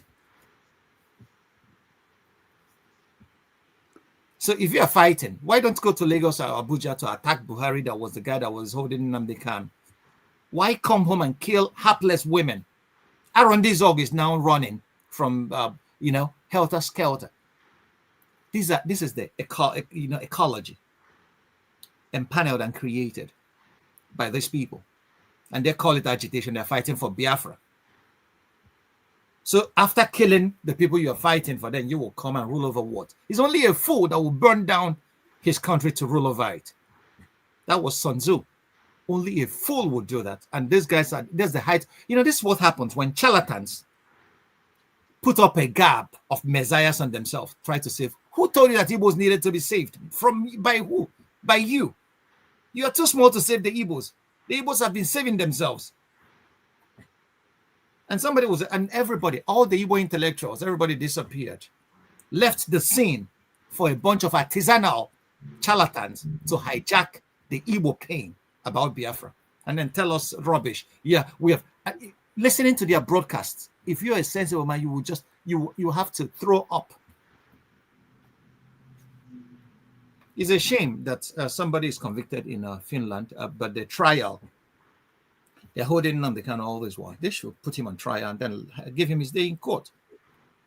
That's what a responsible society does. But that's for Simon Ekpa and his cohort. I have no empathies. I have no sympathies at all. These guys have caused a trail of blood and destruction to trail certain sections of Igbo land today. If anybody that has refused to see that, I have no apologies for you. They don't speak for me. They are speaking for themselves. There are people who listen to you, people who are concerned about the state of things in Nigeria, and they are looking for solution. But they can agree with you on the approach that Simon Ekpa took, or Nnamdi Kanu, or Adeyinka grandson, who was fighting for Yoruba nation, and the British government tried him. Pumped him in jail, yeah. That's where he belongs. The question is now, what's the right way to fight for self-determination?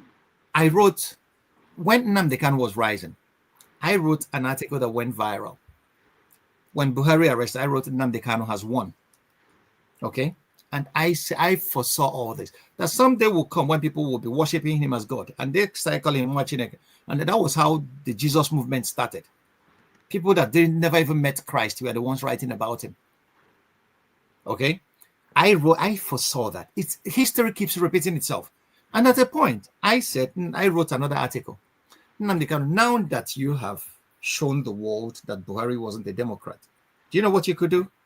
Rally all your members, tell them to go and get voters' cards, and then start from the Southeast region. Let them vote out in that election. Anybody who didn't support your struggle, let them vote them out. Use their weapons to kick them out. The ballot box. A lot of people criticize me, is it in Nigeria? No one. But if massively, these guys that are in the bushes, if they come out to guard their votes and vote on election day, nobody would dare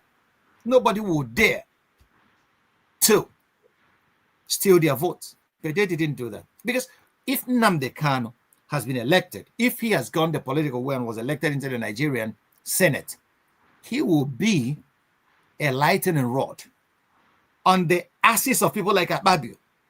And then people will take him seriously enough.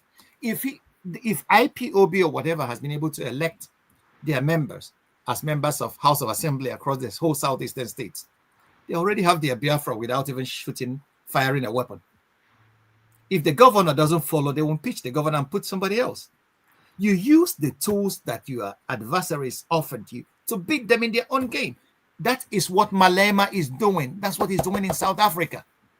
And Malema, they hated him at first, but now he's gaining international recognition. And I tell you, write this down. In 5-10 years, Malema is going to be the president of South Africa. And that's how political issues evolve. If you want to fight a war against a Nigerian state that is recognized in international law, that doesn't give a hoot about murdering its own citizens. Nigerian government doesn't care about killing Nigerians. And you think they will care about slaughtering your own people. They sent the army, Buhari sent the army in 2020 to Southeast, and they've been in operation. They have inflicted their own share of destruction. There are Amnesty International reports to that effect. So sometimes there are things we use our brains to do. Power is a game of brains. It's not only a game of bronze. Sun Tzu said it. The best victory is the victory you gain without firing a single shot.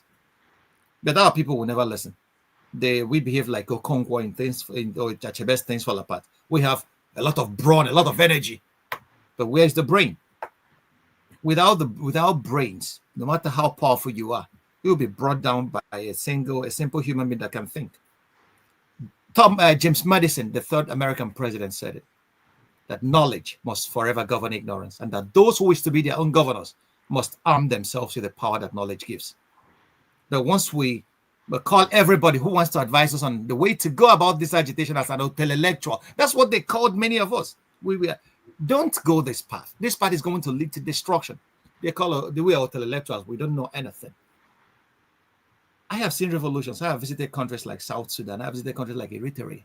I have seen what agitation, how armed struggle left people. Armed struggle I'm not totally against, it's the last resort, it's the last option. We have not gotten to that stage in Nigeria. But our brothers will not listen. They believe that, once you mention Biafra is a very painful memory for every Igbo person, including me. I wrote a book about Biafra, which I refused to publish. I refused to publish it because I was more radical in my views until I started growing up. I started saying, we have a claim to Nigeria. Other Nigerians have claims too.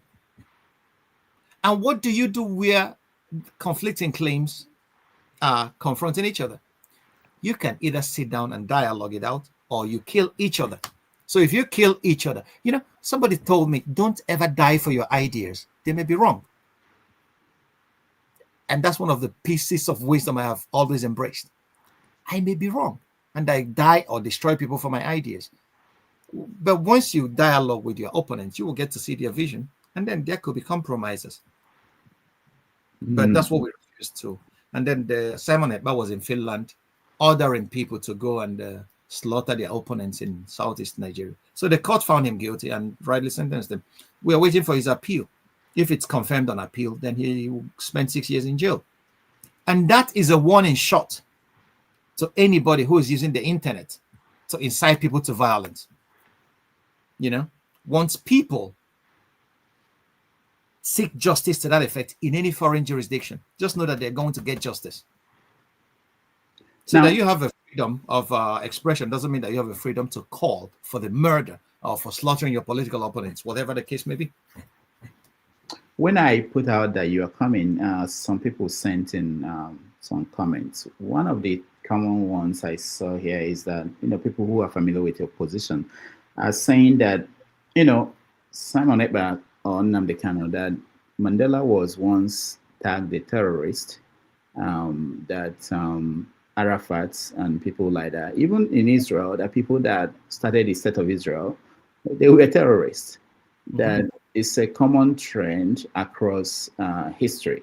So why do we condemn them? So what do you say to such comments? From I would say very simple. Is that reading history is pretty important.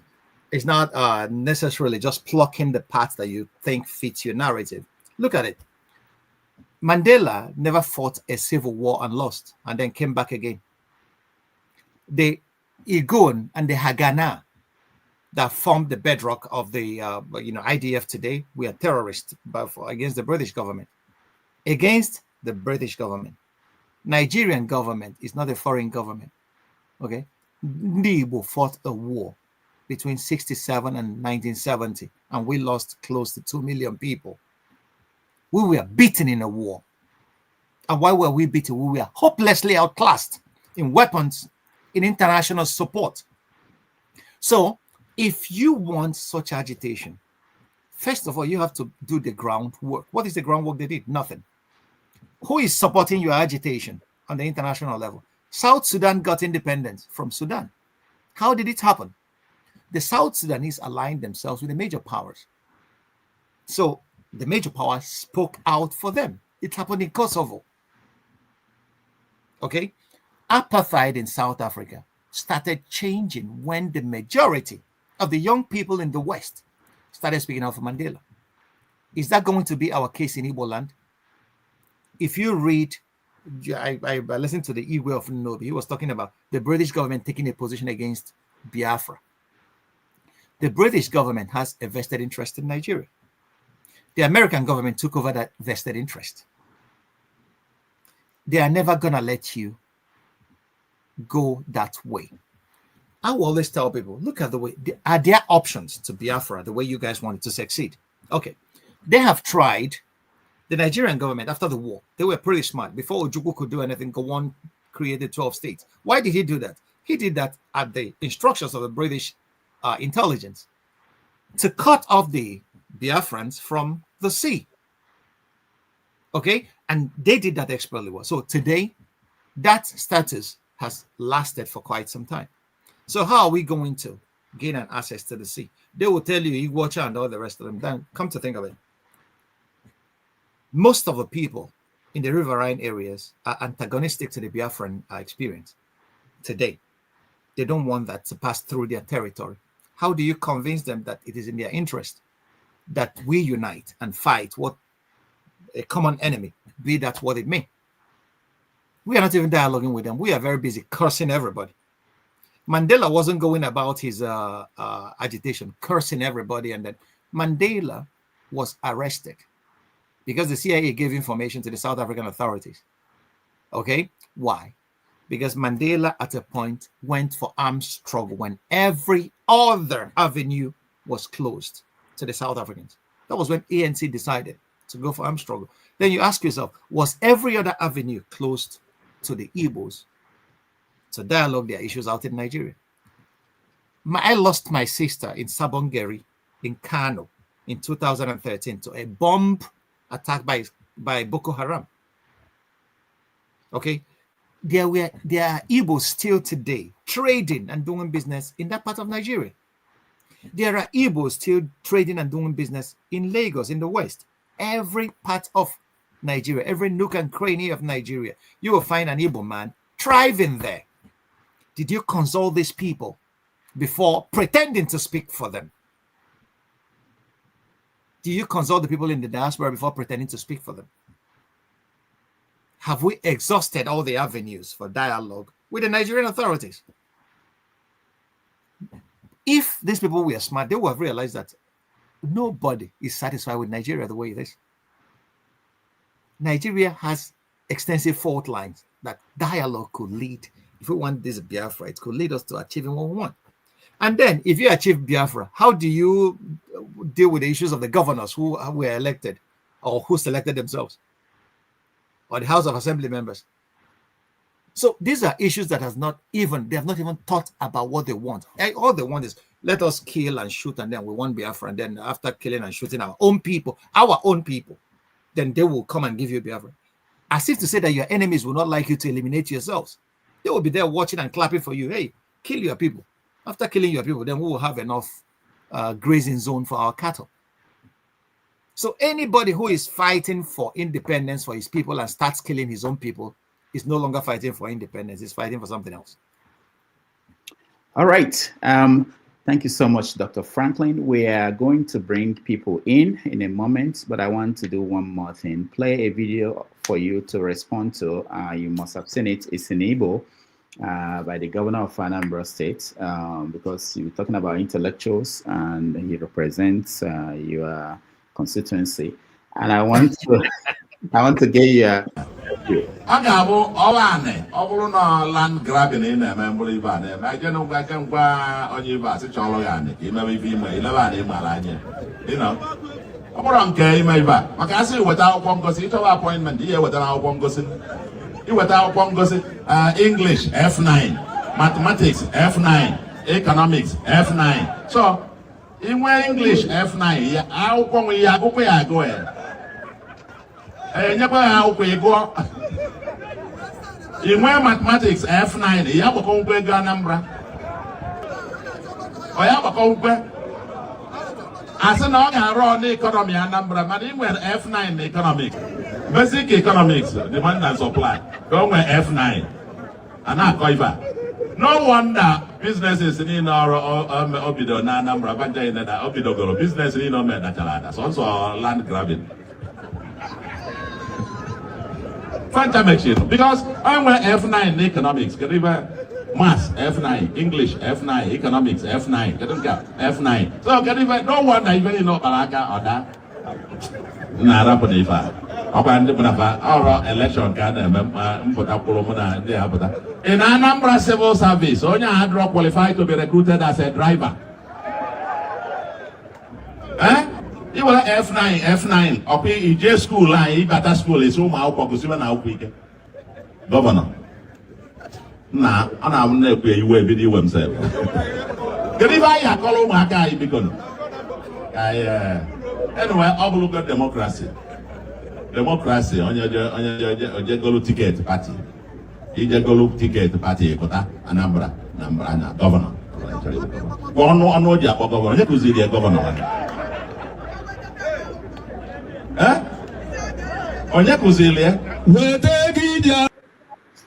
So we have to translate this into English. It's a very important video. So I want to raise an issue. So you mentioned that the intellectuals ran away when the Biafrans were in place and they were campaigning, moving the way they understood it. On the no. Let me correct you there.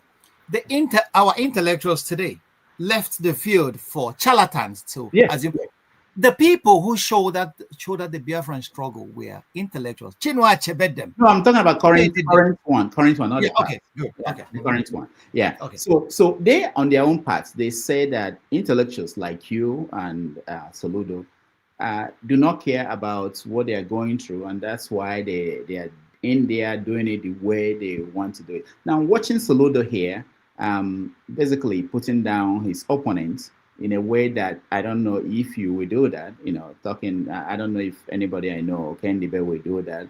I'll respond to that. Yeah. So how do we put these things together, make it make sense? Okay. First of all, the issues they raised, they are correct to a great extent that the intellectuals treat them like fools. I don't know the reasons for that, but I could hazard an analysis. The kind of education we got in Nigeria actually from is still colonial. Okay, that's what you could listen to Soludo putting people down. Education is supposed to train you not only in learning but in character. Okay, character is a situation where you don't put anybody down because of his deficiencies. You don't see a man who is disabled and you start laughing at him because you're an educated man or because you have good two legs. In Germany, education is not only people who go the formal way. They have what they call the dual system. That's the two-way system. People go to learn a trade. What we call a boy in our place, and then the others go to the university and to the gymnasium and then study and become administrators. But the difference is that the German system doesn't see a dichotomy between these two people. Most of the famous engineers that build Mercedes, BMW, Siemens engines and all whatnot are the people that learned it as a trade. Okay? So you don't have any reason to look down on them. They earn as much money as the professor that's teaching at the university. Okay? But in our system, the colonial masters came. They only wanted to train clerks. Okay? Clerks that would be servants to the depredation of our society. And that's what we got till today. They only taught us how to blow big grammar with nothing behind it. And then you could see that in Soludo now, trying to belittle his opponent. You don't do that kind of thing. It was so very terrible for the ears to listen to a professor who is a governor. It's a democracy, yes. You don't even need to be a professor of engineering to govern a state in Nigeria. All you need to do is to surround yourself with the right people, the right advisors. Then you could govern anywhere. All you need to have is just common sense and wisdom. Okay, so Soludo thinking that being a professor has been a professor converted Anambra State to China. Has it made Anambra State more progressive than every other state? Nigerians that went to the Bar Association meeting, my friends and colleagues that went there in Enugu, were telling me that Enugu is even better than what is happening in Anambra State. And Soludo is a professor. So being a professor there are professors who are idiots and there are professors who are humane. So your academic title, if you are really well educated, it should train you in character and in learning, not only in learning, and then you will come to be exposing that kind of little boasts. That is a campaign. I know in campaign season, everything is, turned upside down. And you see people who should be intelligent speaking like people who have never seen the four walls of a classroom in their lives. So Soludo actually, betrayed everything about an intellectual should be in that little post. But pushing that to what the agitators who want Biafra are saying, the intellectuals abandoned the field for them. Many intellectuals were afraid of being insulted or being called intellectuals by those who could talk, or those who could make noise, or those who have the microphones. Every revolution has its thinkers. Karl Marx is one of the greatest philosophers of all times. Communism that China is practicing today, and communism everywhere, took its moment from the writings of Karl Marx. Okay? Any bird that flies requires two wings. You need the wing of brains and brawn. If you go for brawn alone, you will end up like Okonkwo. You will commit suicide. You'll kill yourself. And that's what these guys are doing. If you have intellect alone without action, you will go nowhere. You will be in a state of inertia. Okay? So we need both in equal measure. Okay? And that's what is failing in this kind of agitation. They don't have anybody who is advising them on strategic goals, what we need to attain. If you want to gain your own state, it's not impossible, but you need the right support from the right quarters. Do you have it? No. Buying two AK-47s and sending kids to the bushes to confront an army that is known for brutality is the greatest recipe for disaster. That's what I've been calling. I've been saying all this while. You don't effect a revolution that way. You don't gain independence that way. It's not going to happen. In this Nigeria, it's not going to happen. They could kill Ndibo, they could kill our youth and for 100 years. Nobody's going to give you independence that way. Who are you talking to?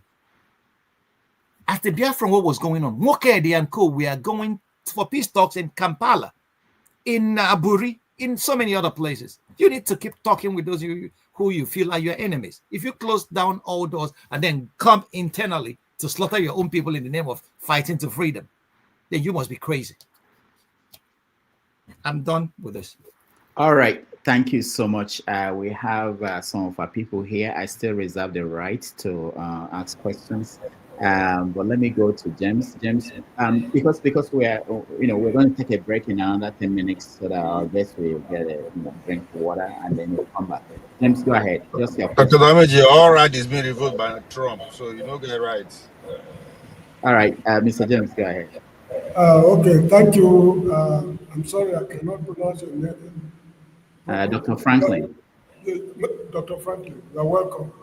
Thank you very much. I will not ask you any question. I just want to portray a point you made about South Africa. You are correct. There are people sponsoring xenophobic attacks in the country. What is causing the problem, the root cause of the problem is this.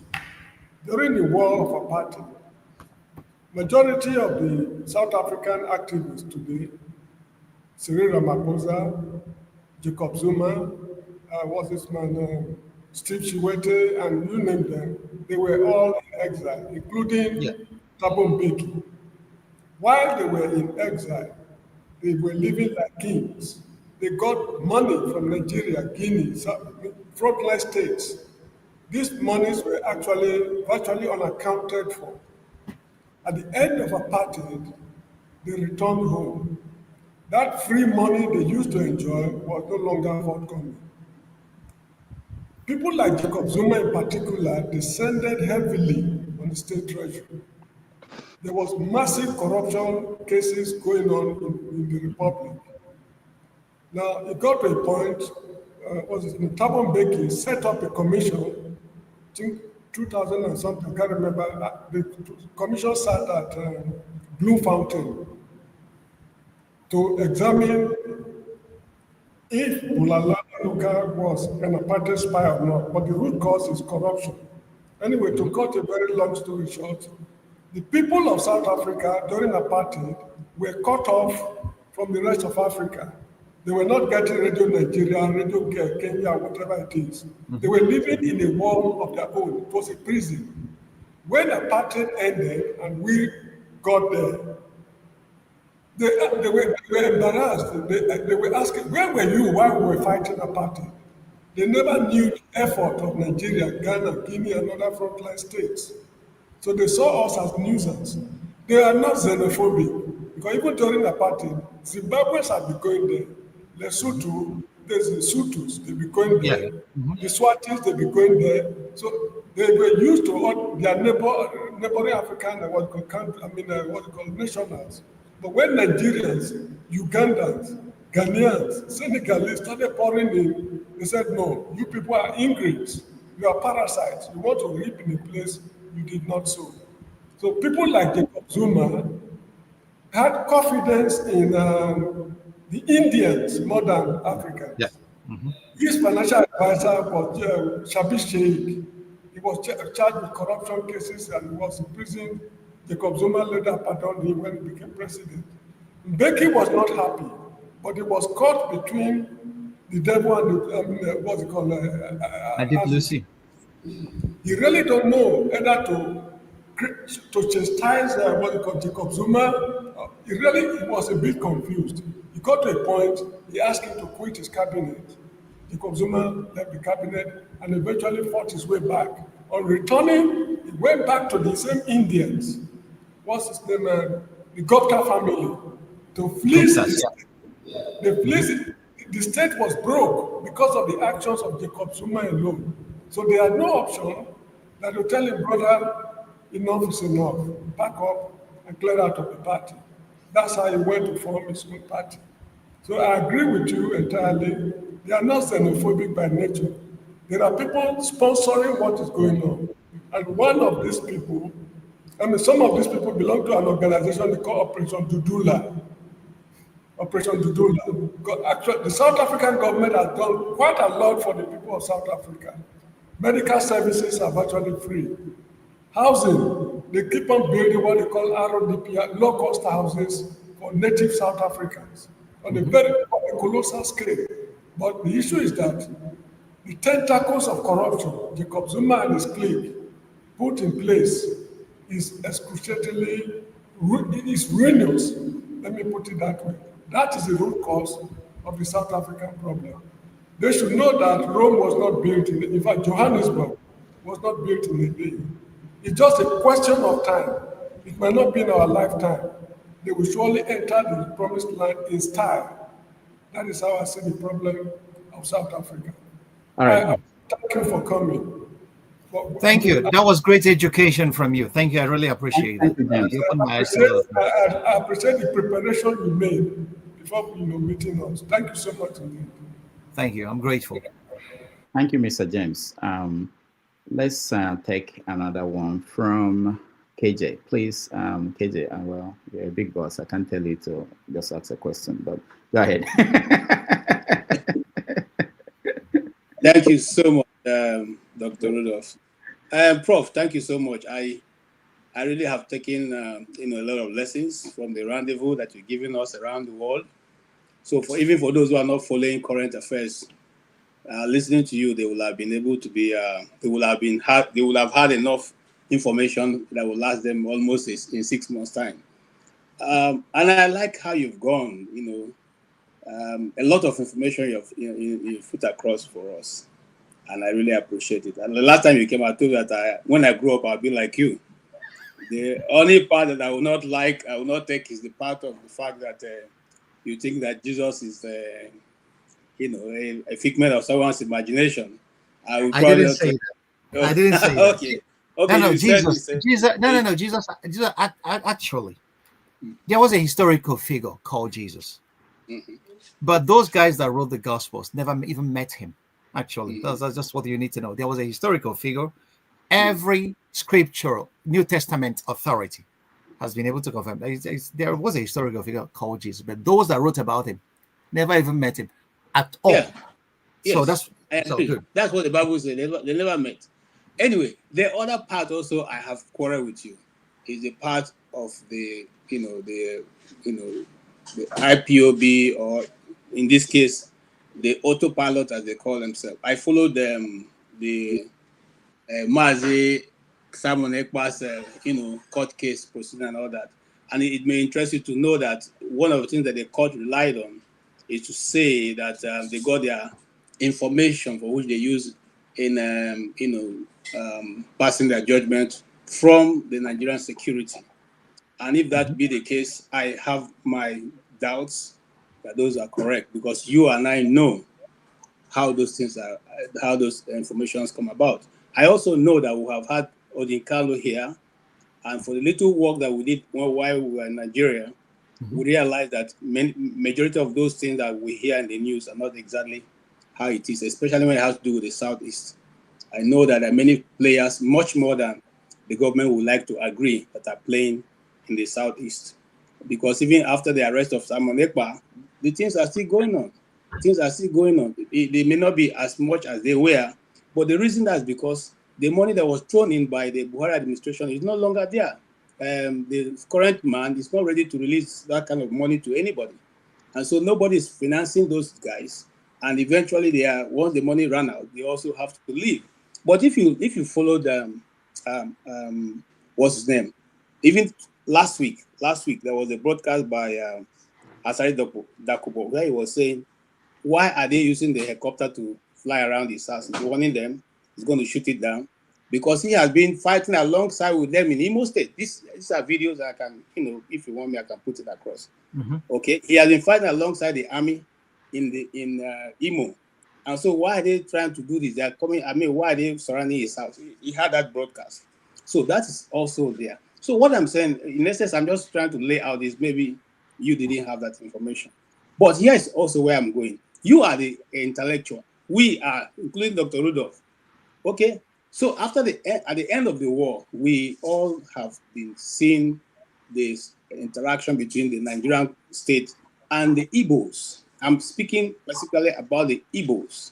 Mm-hmm. And our intellectuals, people, Timber and Caliber, Iroko and Coconut Tree, they have been playing along the axis of governance, have never been able to bring any of those policies that are inimical to the Igbo development to bear. They don't even discuss it. Before we got to this point, remember that Nnamdi Kanu had a meeting with the 5 Igbo governors and said, these are my grievances. And it wasn't only for the East. He started from Cross River, Akwa Ibom, Rivers, and then eventually came to the East and said, if you can get these things done, we will have no agitation. But when they left that meeting, the Igbo state, the Eastern governors never even went there. Instead, what they did was they turned around and proscribed IPOB. You see, people don't know that it was the Eastern governor that first declared IPOB as an illegal organization before the Nigerian government took over. So I'm just saying that as somebody who followed this development. And I also think that Nnamdi Kanu, from all intents and purposes, can be called an intellectual, because if you listen to him, you may not like his use of word, but he gives you a blow-to-blow account of what the world is all about, whether it's geopolitics or the politics in Nigeria.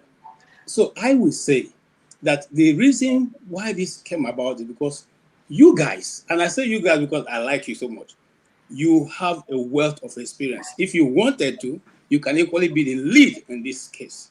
You guys left it. And so younger men like Nnamdi Kanu and this other, I don't want to use the wrong word for him, but I'm not saying he has the power. In fact, if you followed my discussion as a small, roadside journalist, I said this guy called Simon Ekpa don't have the capacity to lead the Igbos into this battle. But because, again, like I said, they were lacking. We lack the personality, the leadership at that echelon. That's where you are. We didn't have those. And the same thing, if you go back, and sorry, I'm taking a bit of time. If you go back to the Biafran law, the Biafran war, you also find out that at a particular time, some of the major people who have been able to turn the tide around also withdrew from the Biafran side. You are playing, to the gallery. Wherever they find themselves, they say, Nnamdi Azikiwe today is saying he's there, then tomorrow he's saying he's there. So nobody can actually place them in a particular spot. And at the end of the day, we are where we are now. And nobody is telling us, is it going to get better tomorrow? I have 4 of my cousins. They all made 240 in JAM. They never got to be placed in university till tomorrow. I don't know if you understand what I'm saying. That is not going to trend tomorrow. It's not going to change next year. In fact, it's getting worse because now the places where Igbos write JAM and all these exams, all of them just get mass failure. The last time they said, oh, but it's not only the East. But if you notice, the part of Lagos that had the same issue where a majority of the Igbos live. And so what are we going to do? Are we going to fold our hands and then pass this to our children? Because our father said these things, we saw them fighting the same thing. Now we are now seeing it. We are fighting it, and we're going to pass it to our children. Is that how we should go about it? Maybe you give us a roadmap of how we should go about it. Thank you, Prof. Thank you so much. Thank you very much, my brother. Yeah, I love such exhaustive and stimulating ideas and debates. We can go to and fro. I have a different view. That does not mean that your views are not legitimate. I have a different view. My views are, you can fight for whatever you believe to be the right thing. But once you cross the Rubicon of spilling the blood of those you claim to be fighting for, you have legitimized every authority you have to fight for those people. That's my only problem. Self-determination is an issue rooted in international law, and it started with, the United Nations adopted it during the colonization process. Every people has a right to self-determination. Is the law. But what does experience show? This right is not absolute. It has always measured its boundaries with the interests of the state. That's what we see in Quebec, in Canada. The Quebecois have been trying to secede from Canada to no avail till today. They didn't bear arms to that effect. They have been going for a referendum every other year. That's the same in Scotland. They have not borne arms to kill Scottish people because they want to secede from England. That's the same from Catalonia in Spain. Okay? Texas and the former Confederate states in America are always talking about confederation, going their own way. So my whole problem started when somebody made a broadcast that is going to bury Ikonso with 2,000 human heads. And that was when I said, this has gone beyond agitation for political issues. This is a personality cult, and this is bound to fail. Even if you have such intentions, you don't make such a broadcast. You know, this is primitive atavism when somebody starts feeling that he's like a god. That's what happens. And then you listen, and then the broadcast started degenerating. Now I will tell you about a guy in Haiti. His name is Papa Doc. Papa Doc. People never knew that guy became crazy at a certain point in time. And he was ruling Haiti. And he was murdering people left, right, and center. And that was what I was seeing percolating into this so-called Biafran agitation. How could you tell your own people that they should sit down on a Monday, that if anybody that is seen when men are on the street should be killed? Iboya, you know, this were the recurrent theme in these broadcasts. And then it didn't jar anybody in the ears to say, hey, whoa, listen, these are the people you claim to be fighting for. So they should now get freedom from the Nigerian government and hand it over to you. So you become their new colonial master. That was when my disagreement with this group started. Fighting for the Igbo cause. There are many ways to skin a monkey. One of them is taking control of government. Okay?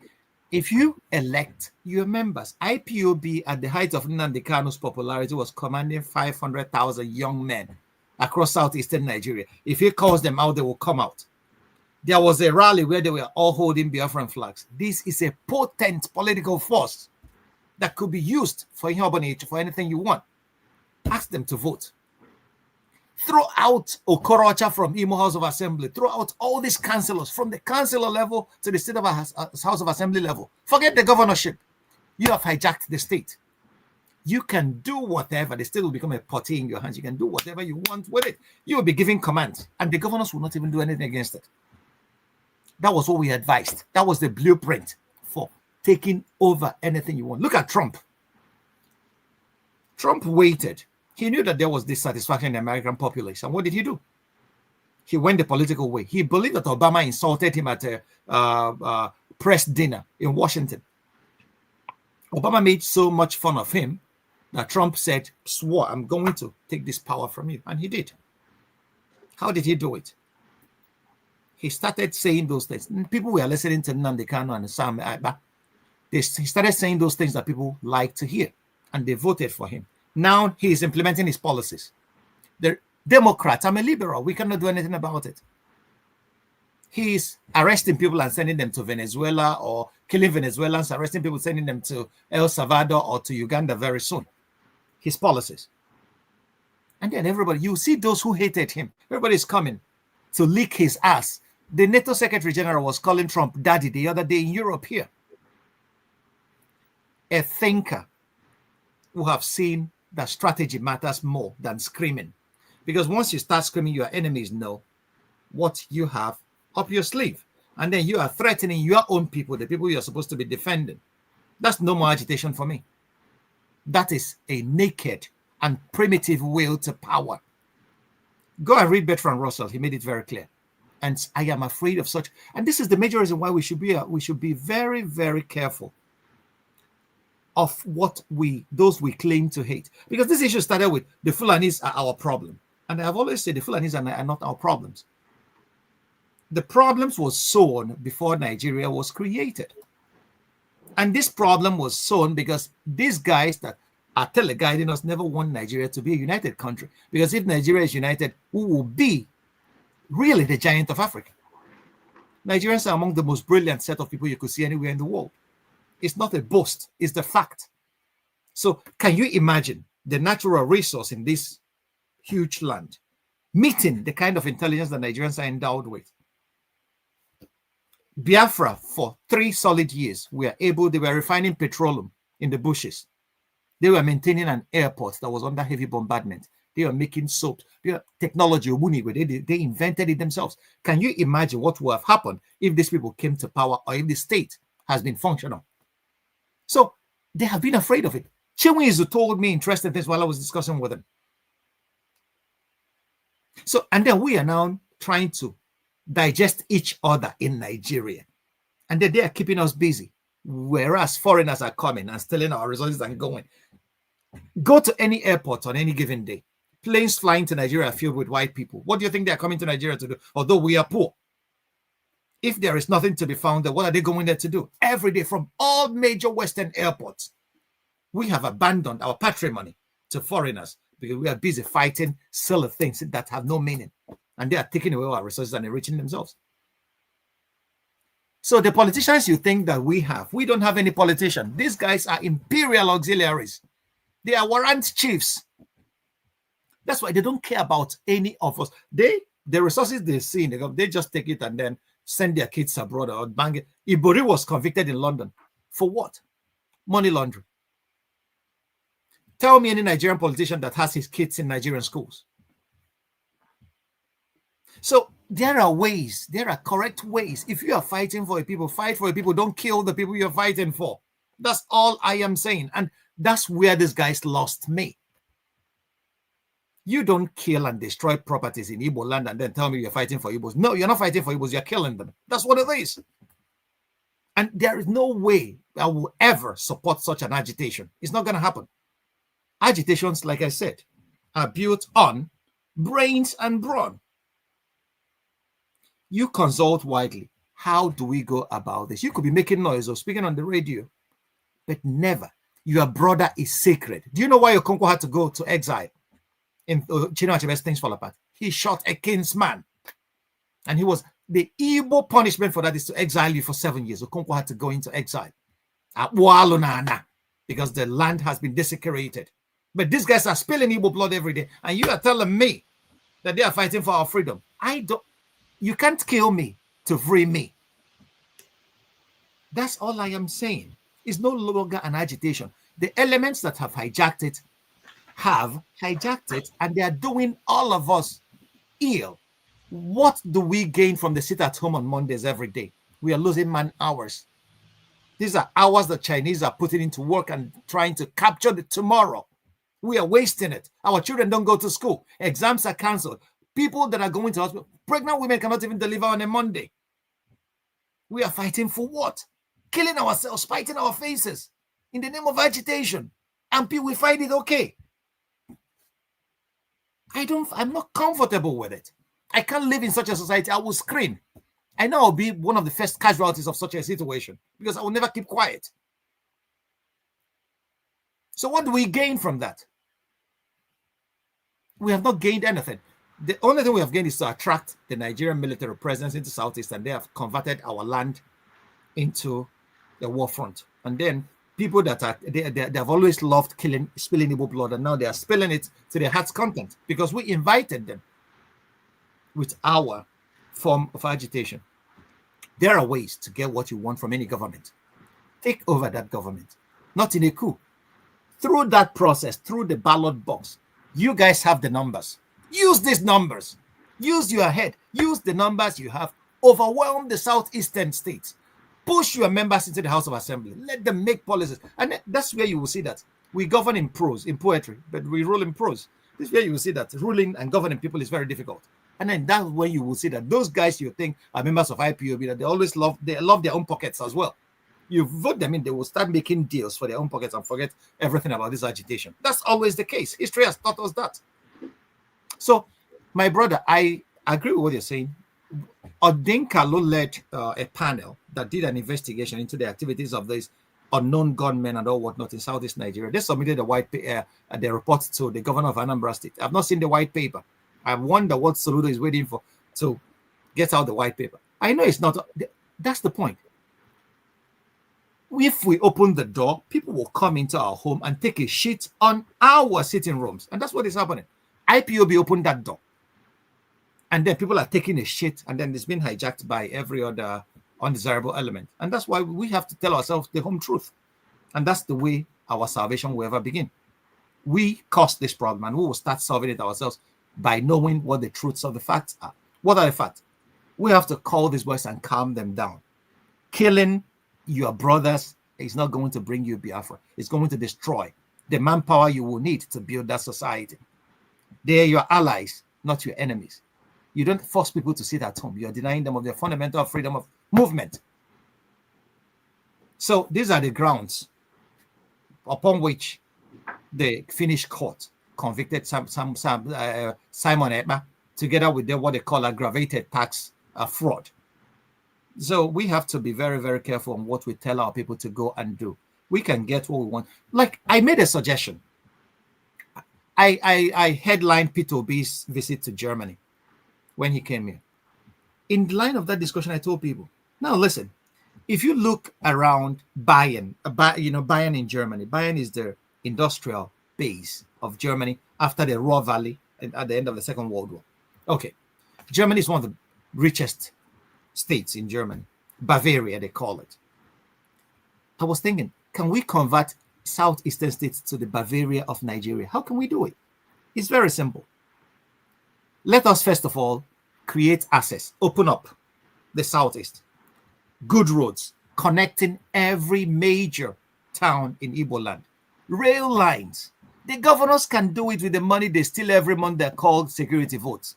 If you approach a Chinese company and say, go to Ethiopia, the Ethiopians said, no, build us a small rail line that will connect the whole of southeast. You can be in Aba in the morning. I always tell people, as a student in Germany, Germany had an infrastructure, and this infrastructure leads to integration. If you don't have an infrastructure in a country where a student living in Lagos or in Enugu can go to Aba tomorrow to chase girls and come back at night to study, then you have not even started. You can never unite a country. Look at a lot of people met their lovers and their wives on the trains in Germany.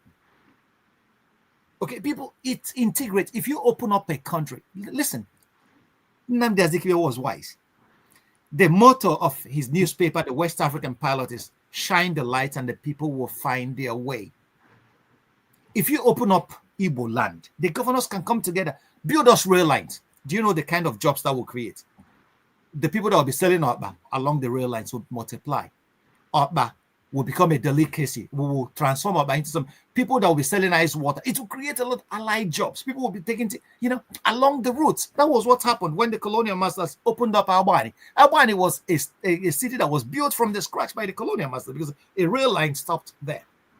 So if we are able to do that, Aba, Enugu, Umuahia, all the major, let's start with the major capitals. Build a rail line that connects them in a circle. In Berlin has something they call a ring. You could be in any part of Berlin, and the trains keep running every hour. You open up a society with that. Our people will create jobs for themselves. Our people are creative. All these agitations will die down. And what people forget is that individuals cannot invest enough to push a state out of poverty. It's governments that do that. That's what China is doing. The Chinese government is investing massively.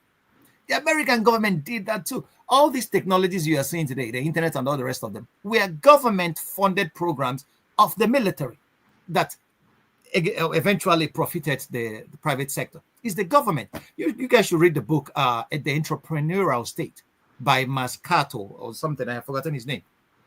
That's a great book to read. You see that governments are necessary. If Southeast government could finance massive development, all these agitations will die down. Our own universities will be able to absorb our people. It's not only people going to the universities or passing jump, and then after studying, they will come to Europe and then start becoming nurses and all whatnot. We should equally learn what the Germans are doing, the dual education system.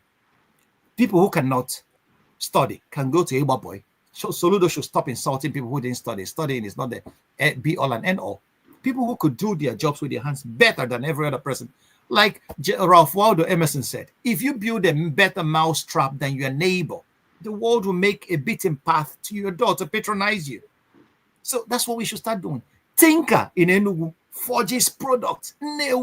So if we are able to connect these two industrial production centers, and Abada makes shoe, and then Onisha, that is a market, this agitation about Biafra and the Igbos being marginalized in Nigeria will just disappear because we'll have enough purchasing power to buy the whole of Nigeria if we want.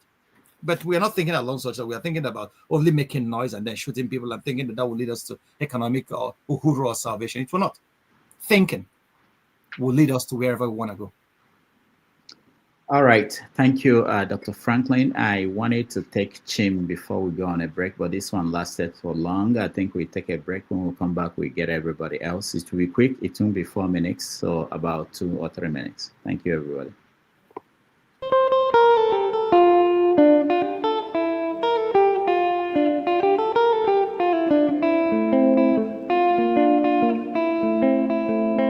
Eddie Kwanzaa, bio bio. Eddie Kwanzaa, bio bio.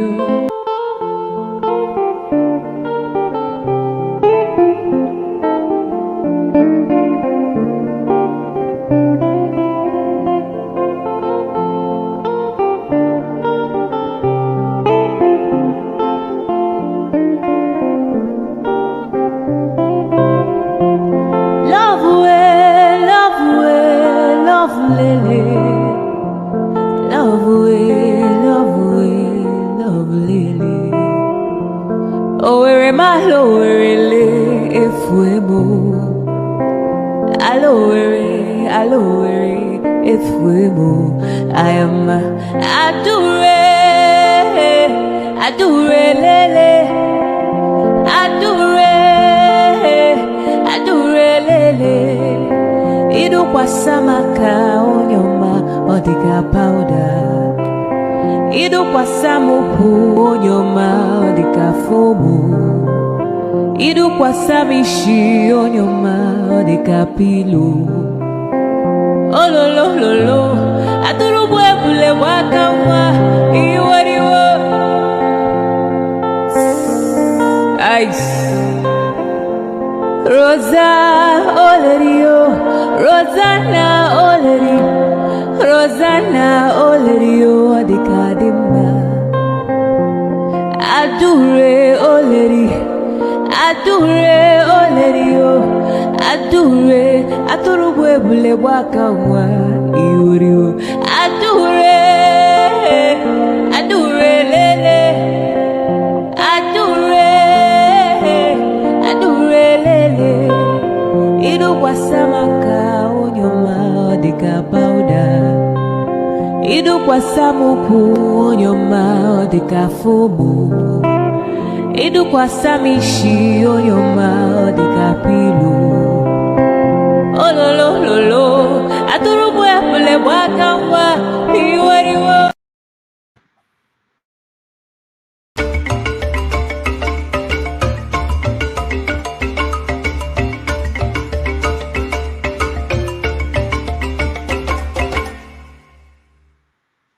All right. Welcome back, everybody. Thank you.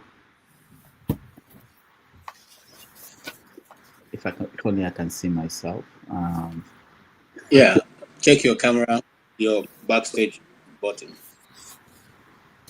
What happened? Can you guys see me? Your backstage button. Doctor, just pay me, I'll help you. I don't know what's going on with my technology here. All right. Thank you, everybody. I think I can see myself.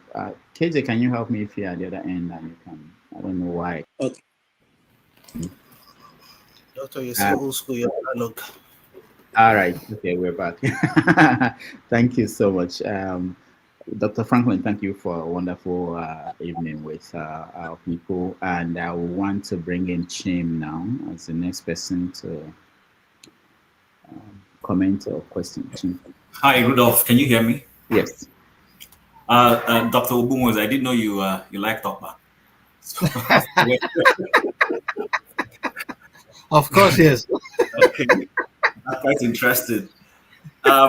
So, in the midst of everything you've spoken about, I just want to talk about, I think, 2-3 things. Predominantly, I want to focus on the South African question and xenophobia. But I will just love to say that I share your views when it comes to the agitation in the South, especially when the guy that's just been incarcerated in Finland stepped into it.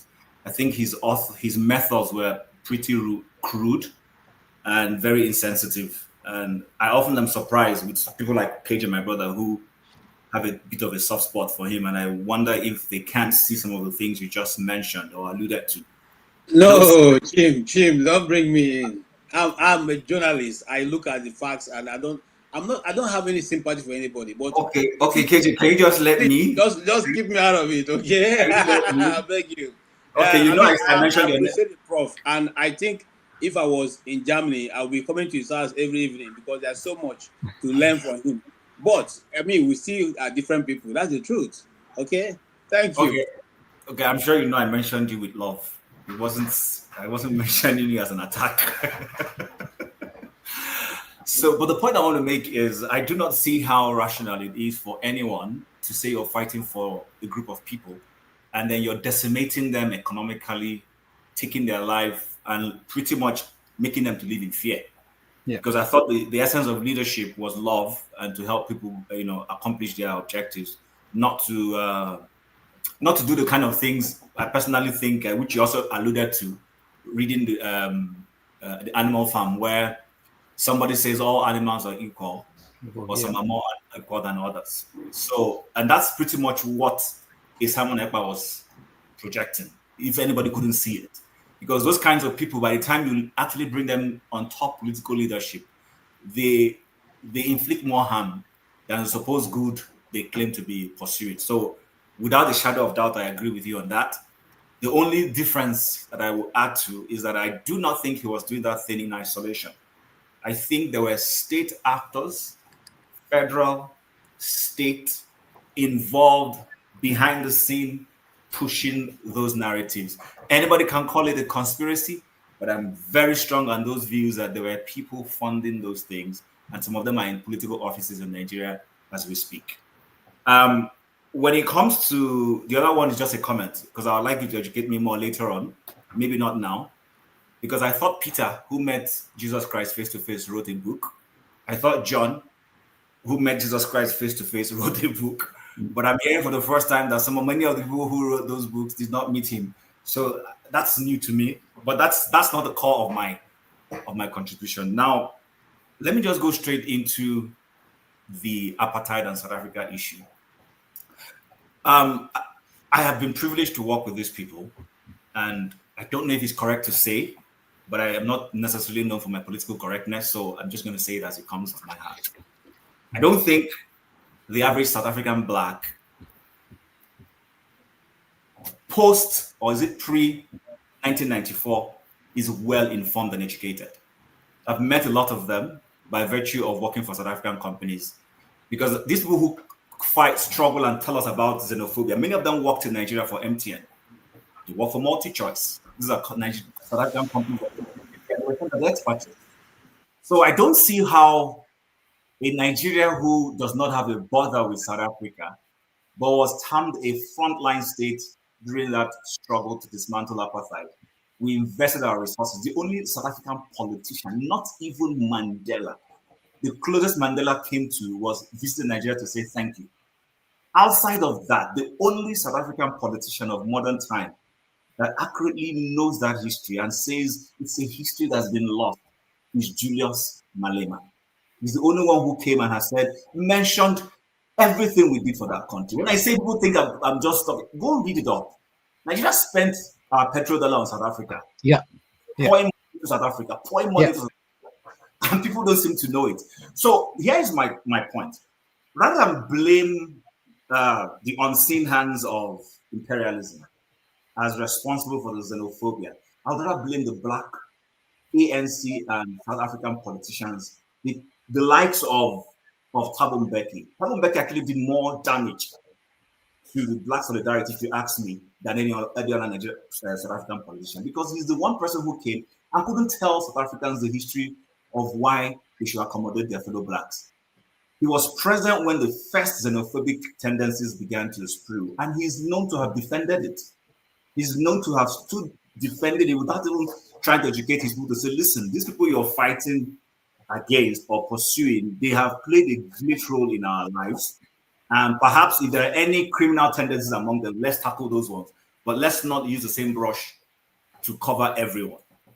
They have not been enough telling their people the role other African nations play, but they are quick to talk about the role Cuba played in South Africa. I've listened to South Africans and they will tell me how Cuba helped them. And I said, okay, Cuba helped you. No other Black African nation helped you. And they're looking at me like, what are you talking about? Which means they don't know. So history is what you take from one generation and pass to the next one. I think even the Mandela did not, even the ANC, as a matter of fact, haven't done enough justice to educate the Black South Africans on the role other Black nations played in the putting down of apartheid. So that's my view. Rather than trying to, I'm not saying there are no unseen imperial hands behind the scene because of the resources in that country, because they don't want other African nations and African nationals to, get involved in the economic prosperity of that country. I'm not saying that, but what I'm just alluding to is the fact that I think lots of the South African politicians haven't properly documented the roles that nations like Nigeria played. So that is why, like I said, the average Black South African, sorry to say this, is very ignorant. Sitting with them, they're limited in their level. I'm sorry, I just have to say the way it is. They're not as exposed and, globally informed as most Nigerians would be. Even the most idiotic Nigerian you think has a little knowledge of how the world runs. Most of the South Africans, they don't. And it's a fact. If you relate with them, you'll find that they are very limited in their understanding. So that's just where I wanted to chime in to say, okay, rather than, because I always see us blaming imperialists. I'm not saying we can't. Thank you very much. You raised a very serious point. This is an angle I have not actually considered, really. Thank you for the information you generously availed all of us.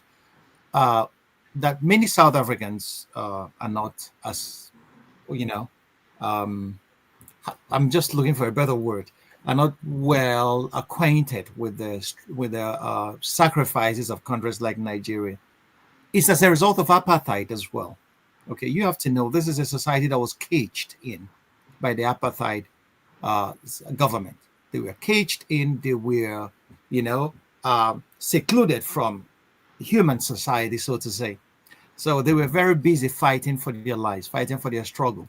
So, but these are the kinds of after effects that you notice in such societies. Is a part of the trauma that South Africans have to are undergoing. So it's a part of the trauma of apartheid. Their education is not complete about history, and there is equally the history of the same thing could be said of the Biafran War. Many people who came after Biafra don't actually know the history of Biafra, because during the war there was a lot of propaganda. Even the major actors refused to write their memoirs. Ojukwu didn't write anything. Okay, and that leads equally. Plays into the hands of the Nigerian government that doesn't want history to be taught in our schools. So, because if the major actors, if somebody like Nzogu has written a memoir to state why he planned a coup, or those who inspired him to, or those who financed that operation, or if somebody like Ojukwu has written his own view, Churchill sat down and wrote his memoir about the Second World War and won the Nobel Prize for that, I guess. Okay, but our people, we this putting something down for prosperity, for posterity, that we don't make the same mistakes that our forefathers made, has been quite a mission impossible for many of us. So, but you could read snippets from people like Uwechui and all the people. If you go into, you happen by accident across some of these facts on the classified documents of the British government, you see why they supported Nigeria. It's about oil. It was very clearly written. So the South Africans are not, many of them are not educated about the role that Nigeria played in their liberation, could be thanks to the traumas of apartheid. But thank you for that. Another issue is that I don't believe that a people, people are trained to hate. People are educated to hate. If you see two kids born today, two children, go to a playground, you see two children from different backgrounds playing together. But they are socialized to hate. They are socialized to see the difference in the other person. And then once it is weaponized, then the society goes to hell. And that's what is happening in South Africa at the moment. But it's really a shame that South African politicians are letting that happen. So that's all I can say to that. Let's move on. But thank you. I really appreciate the information. They are very, very, very educated. All right. Thank you so much, Chim. Thank you, Dr. Franklyne. Let me just tell anybody coming up now, because we're looking at time. And if we go on this way, we have about 9 people waiting. That means we are going to spend another 3 hours. So we can afford that. So I will say, just make your question, make it short, 2 minutes, so that he can respond in another 2 minutes. So we can get to everybody, because people get tired and everything. Thank you so much. Ovie, you're next. The power that dictator Damage has to change the rules in the middle of stream also empower us to break the rules. And the earlier the both parties understand that, we will both move forward progressively. Sasha, tweet that out.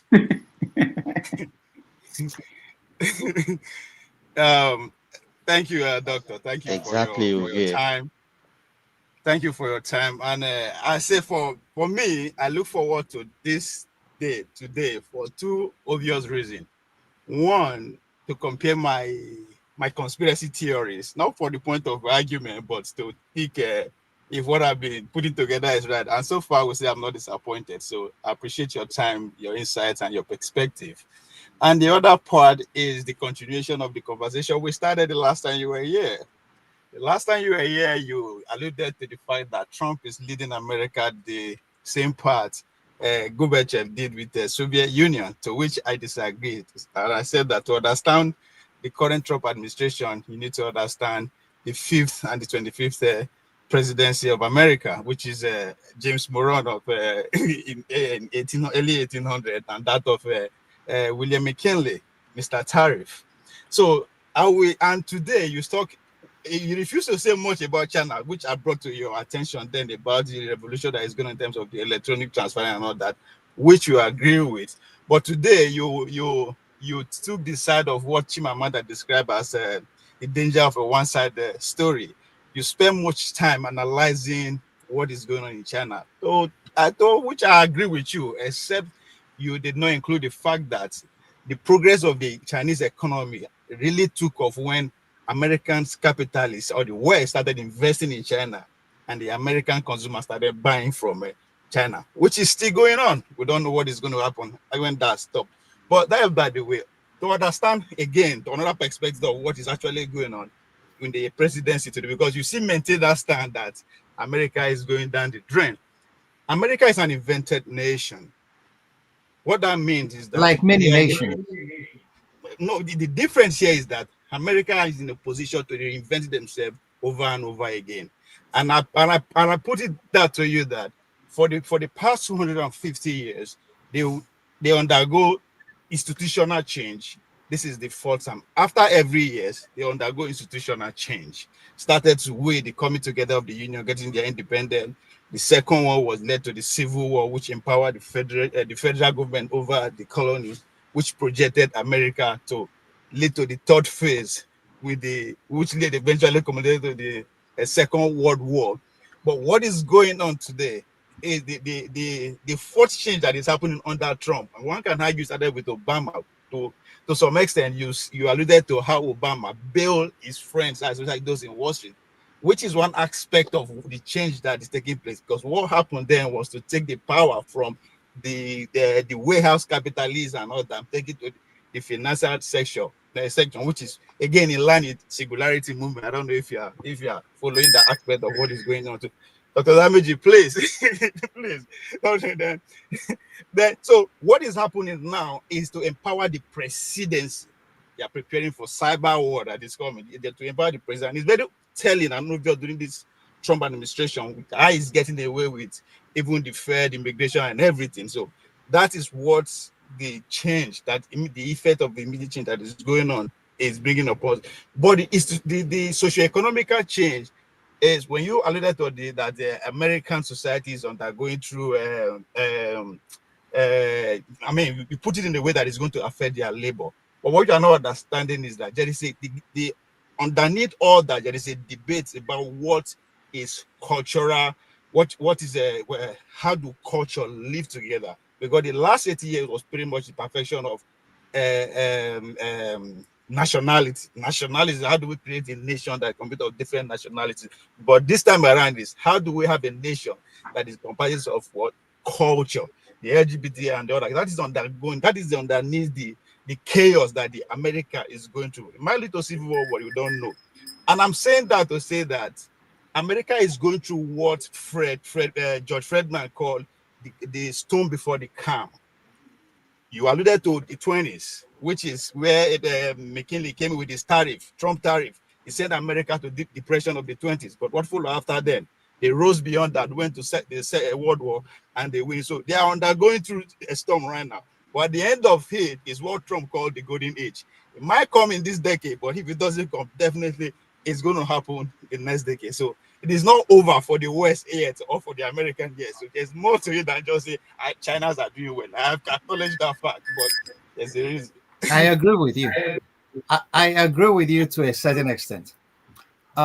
You know, one thing about the Americans, they have this ability to tell themselves stories, and the myth you make about yourself is actually have this uncanny way of becoming reality. But the point is that these were exactly the same stories that Rome was telling itself as it was decaying. Okay, Roman senators were still arguing, we are Rome. Okay, nothing else. The Greeks before Rome. Every empire comes to this point. Every student of history will see that very clearly. About America being an invented nation, almost every nation is an invented, it's an imagined community. Almost every nation was invented. Germany was invented under Charles, Karl the Grocer. Okay, so, and who invented Germany? It was the Romans.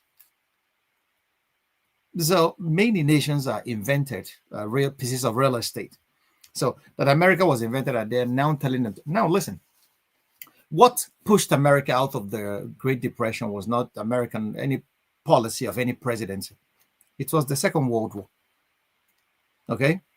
The Second World War killed many and fired up American production. America became a world power after the Second World War because every other major European power has spent itself into bankruptcy and is now indebted to the United States. Okay, so that's what it is. And America, the war has been good for the American economy. Without wars, forget what you're talking about, the financial. America will eat its own dollars. America is able to lend to everybody. Everybody borrows from America. America borrows from people, but America is never going to pay its debts back because its debt is in its own currency. But America doesn't have the industrial power that it used to have after the Second World War. This industrial power has moved to China. American capitalists, you're right, invested in China. They moved most of their industries to China because they wanted cheap labor. Europeans followed suit. So China is enjoying premium industrialization for the price of nothing. And they have now outpaced those that sold them the technologies. What we do in the West is usually, to underrate the progress. That's what empires do, underrate the progress of other peoples. Rome was great until a band of ruffians from the Germanic tribes defeated the 6th Roman Legion in Germany in the Teutoburger Forest, and that was the start. So America, I wouldn't think, if I am any American policymaker, I wouldn't want America to go to war this time. We don't have the industrial base for that. And it's going to be, they're not going to win. But after that, it's going to be almost every country is going to be a wreck of its former self. And then I don't know if humanity survives that. But I think peace is great for everybody. With business, we could snap back American power, but the world has gone multipolar. So the genie is out of the bottle. You can never put China in the bottle anymore. China has outgrown that. And the BRICS countries are coming. And Russia has learned the tough way that the West is not to be trusted. So they are now relying heavily on military power to reindustrialize. Look at what the Russians are producing in terms of weapons and artillery and hypersonic missiles. Russia tested a plane a few days ago that was built with only made in Russian products. Because of America's uncanny ability to impose sanctions on everybody, the Iranians couldn't even buy spare parts for the Boeing planes they bought from the United States. So Russia is afraid of that happening to them. The Chinese are building their own planes at the moment. So the world is multipolar. And I'm not saying that America will not disappear overnight. Rome took 400 years to collapse. So if managers of the American empire, if they don't take time, they may have started a process. It may not happen in my lifetime, but they have started a process that would lead to America becoming like ancient Rome. So it has to take the right policies. What Trump is doing is actually trying to antagonize people that could have been American allies. Look at India. Look at China. These two countries have close to 4 billion people. And you antagonizing, how many are you? And I don't believe in a situation, in a world where a country that is 5% of the world is consuming 25% of the world's resources, and every other person is going to bed hungry. I don't see it that way. That's why I support multipolarity. Other countries should rise. Okay? It should not be one man to be the head of it. No. Other countries should rise. Equal partners for human progress. It's the more the merrier. That's the way I see it. I will push back in your next visit. But I appreciate next visit. Thank you, Obie. Welcome to you said intellectual class. Don't know why when I don't like us the poor and the Igbo smokers. That took me in a way. I don't understand. You said I don't know why. You're intellectual. You should. All right, Obie, we have to go. I am not an intellectual. I'm just Franklyne. That's I'm with my name. Femi, welcome to the show. All right. I've already forgotten what I want to ask, but I'll still ask anyway. Doctor, welcome again. First, I want to talk with you, please. Even if it's not your number, I would somehow have to get your email address. Dr. Damages refuses to release it, so I don't know what personal issues he has with me. That's on one hand. Okay. Earlier midnight. Please, Rudy, yes, sir. Please give him my number. Okay. Thank you. Allowed. Yeah. Thank you. Overnight, I was watching Tucker Carlson interview this guy. I'd never heard of him before, Scott Houghton. Scott Houghton? Right. You never heard of him? Yeah. Give me a second. Just give me. Give me a second. I have to stand up. Give me a second. Okay. All right.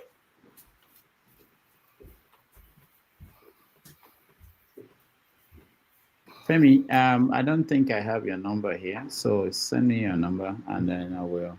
Okay, I'll send it to you on the number that you sent to me. I already have your number. Okay. Thanks. All right. So you see what, of course, now. You have to get this book, Scott Houghton. It's part of the reason why I need to talk to you. You have to read. You have to read this book. Anybody that has not read that doesn't know anything about what is happening in the Ukraine and with Russia and the United States. Anyway, okay, good. And he led me to part of what he was discussing with Tucker. It led me to Dr. Ray Casagrande. I've never heard of him. I know Casagrande. Yeah, I know him very well. And I was like, oh my God, there's only 24 hours a day. There's other things I want to do, but we live in interesting times. And in the last couple of years, I've taken my time to start re-educating myself, because if there's anything, I'm one of those that have been fooled by the like of VOA back in the days in Nigeria and all that. And thank God, if there's one thing I would applaud Trump for, it is defunding VOA. I mean, not like Trump, but there's some things he's doing, whether intentional or unintentionally, or being pushed by certain people that he listens to. Because, Trump happens to be someone that typically we like to make jest of as being someone that does things on impulse based on the last person he spoke to. That's a one hand. You said a lot. And like Doctor always likes to allude to, he always tries his best to, in the background, kind of subtly in some cases, to try to see how it compares with what's happening at home in Nigeria. Because whether one likes it or not, whatever happens in the entire stratosphere or whatever has its bearings in what happens even in our local communities, whether in Ife or wherever. Now, part of what you said, which I want to speak to, is you saw what happened recently when the Armenian and Azerbaijani presidents came to the US, and then they signed that accord. And then I'm like, okay, you know, in America, we like to say something, follow the money.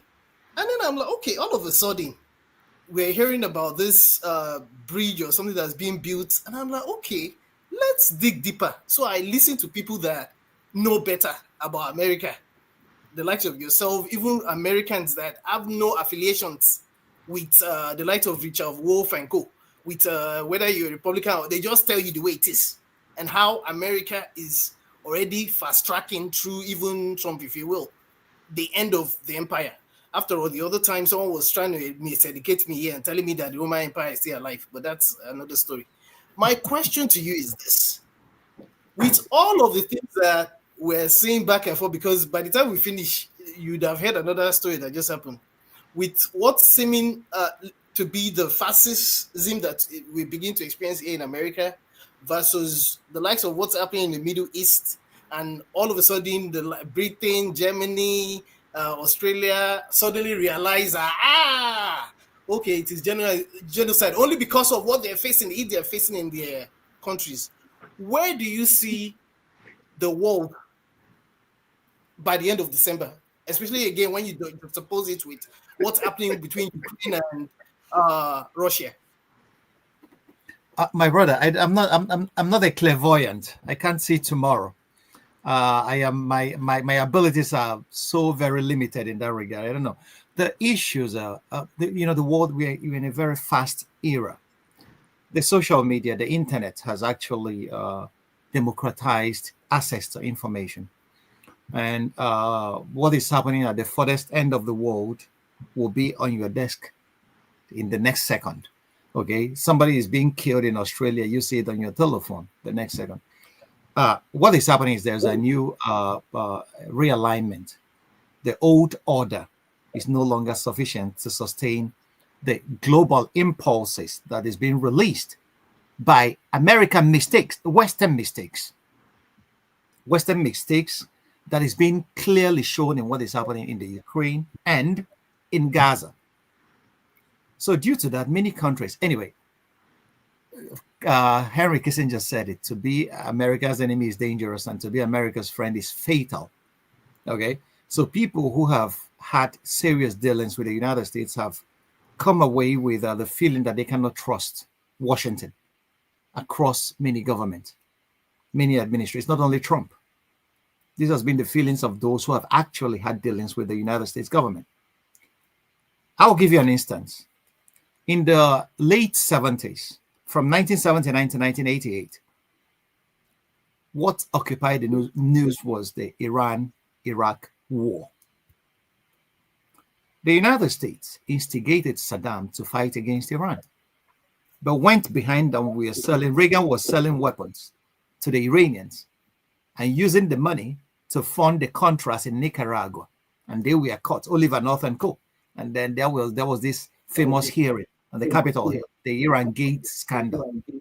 So Saddam knew then that his cookies have been eaten. So that day, George Bush came later to kill him and hang him was just, he knew as early as that.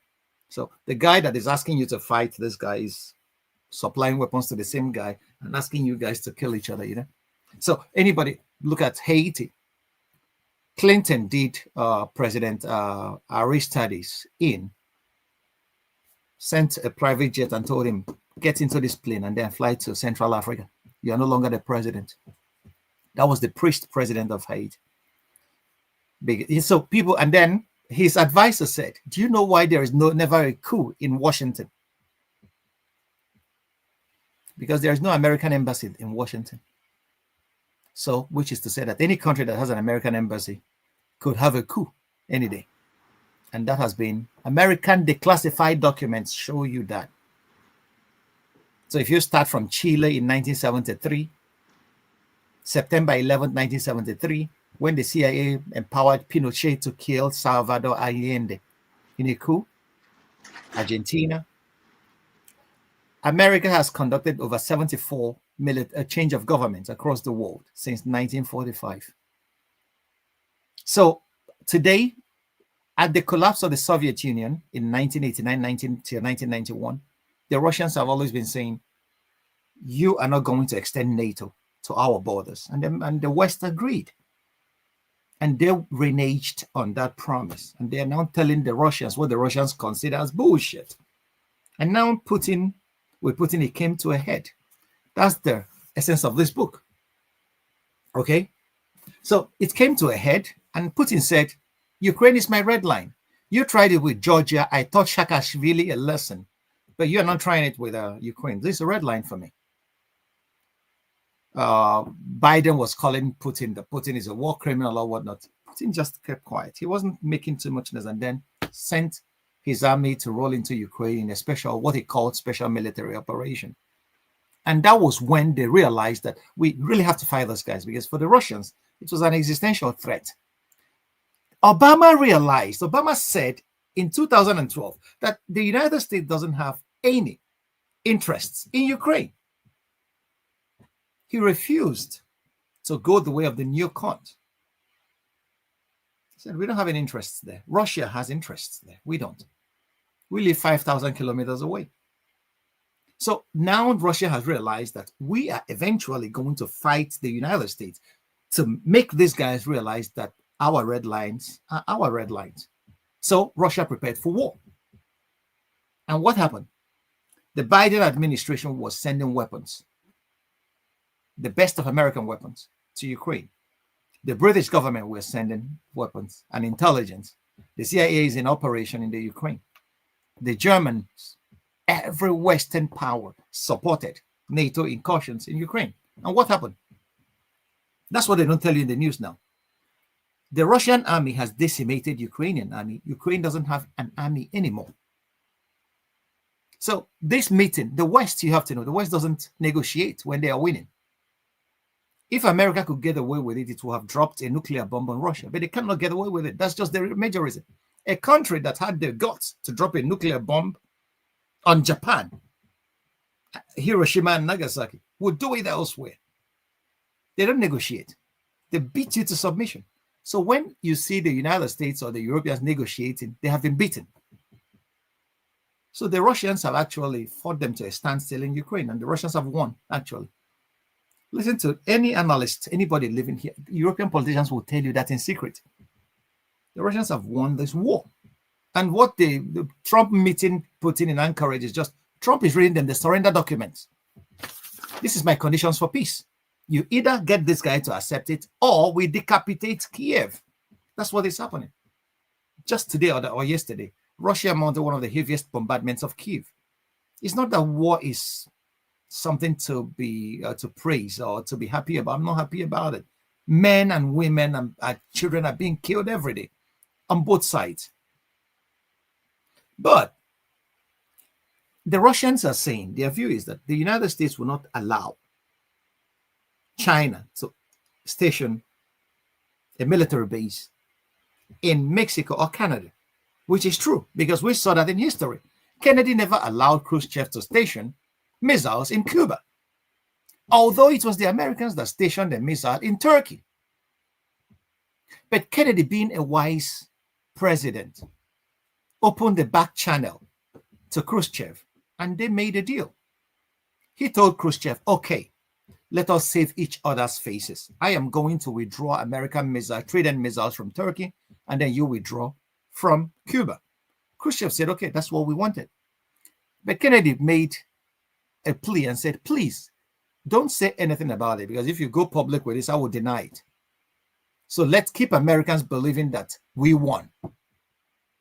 But I find that a mistake, because if the Americans have known that the United States is powerful but has never won a war since 1945, Americans will be reticent in the way they use their military. America has never won a war since 1945, any major war since 1945. Is it Vietnam? America ran out of Saigon in 1975. Is it Afghanistan? We saw under Biden, people were falling off planes because the America had to withdraw. Is it Iraq? Obama withdrew from Iraq. Where? So, but war profits the American economy because the military industrial complex are the guys that make the big bucks. Okay? It's a banker's war.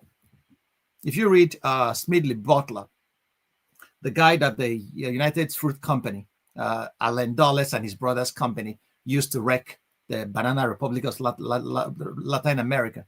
He said that he was a hooligan for the banks. They were sending him as a thug.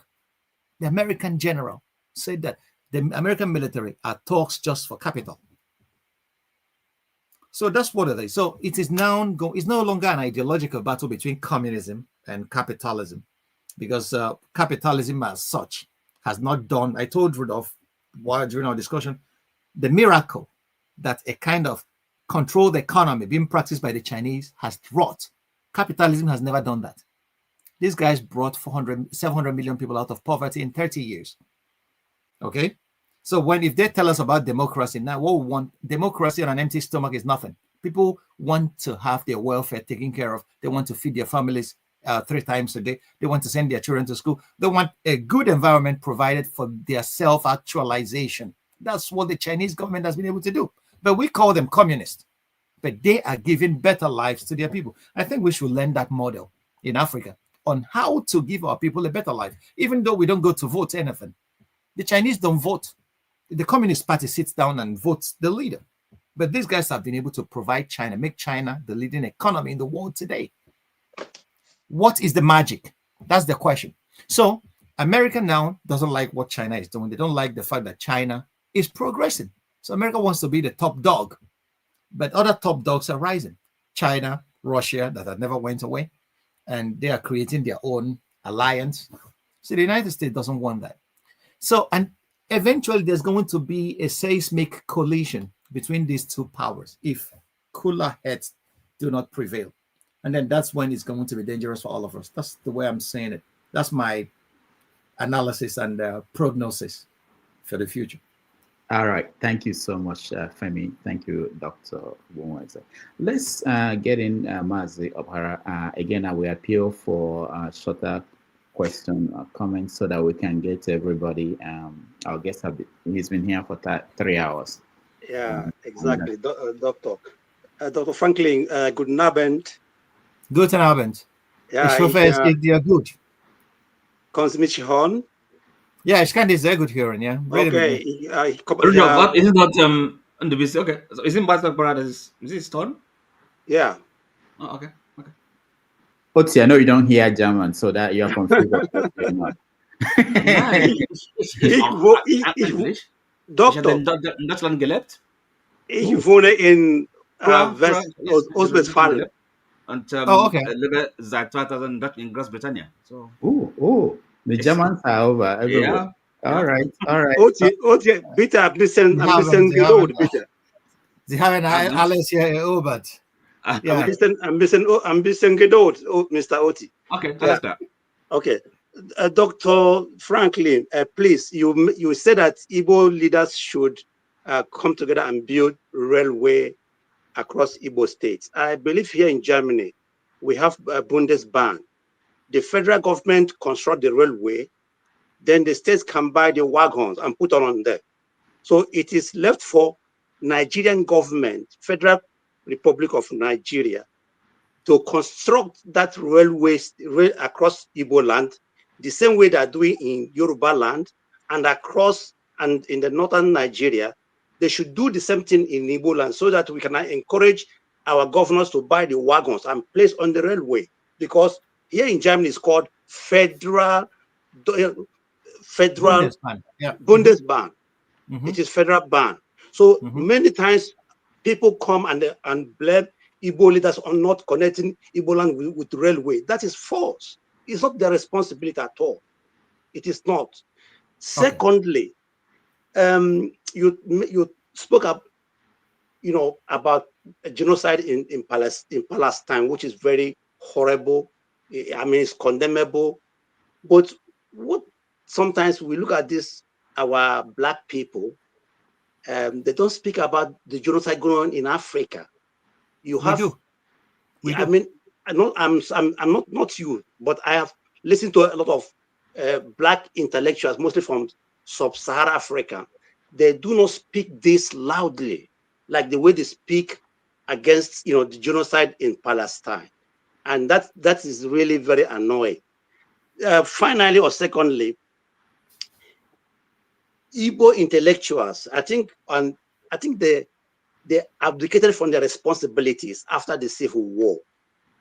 Okay. That is because where there's power vacuum, there will be all this kind of agitations. Mm-hmm. I believe that after the Civil War, they did not speak. They did not speak for us. They just went their ways. Everybody just went their separate ways and left Alibo, empty. That's why after many years, you have Wazirike, you have Nnamdi Kanu, you have Simon Ekpa. And now that these people are caged, please, sir, what are Igbo intellectuals doing in making sure that Alibo is restored with dignity and respect? Please. Thank you. Thank you, my brother. And finally, sorry, Armenia genocide, 100 years after Armenia, it was their intellectuals, their Armenia in diaspora started talking about it. That's why the Western world are now recognizing Armenia genocide after 100 and something years. So please, why? Because I believe that Biafra was a genocide. Yeah. And those people who committed this genocide are still walking around. Nobody is asking them questions. Okay. But we are here. I have captured the core of your questions. Yeah. And I thank you very much. Ich muss mich bei dir bedanken. Ja, bitte schön. Deine Fragen sind sehr, sehr, sehr ausführlich. Entschuldigung, wo wohnen Sie nochmal? Frankfurt. Frankfurt, ich wohne in Ostwestfalen. Alles klar. Wir reden nochmal später, okay? Okay. Yeah. Sorry. Okay, sorry. So I captured the core of your questions.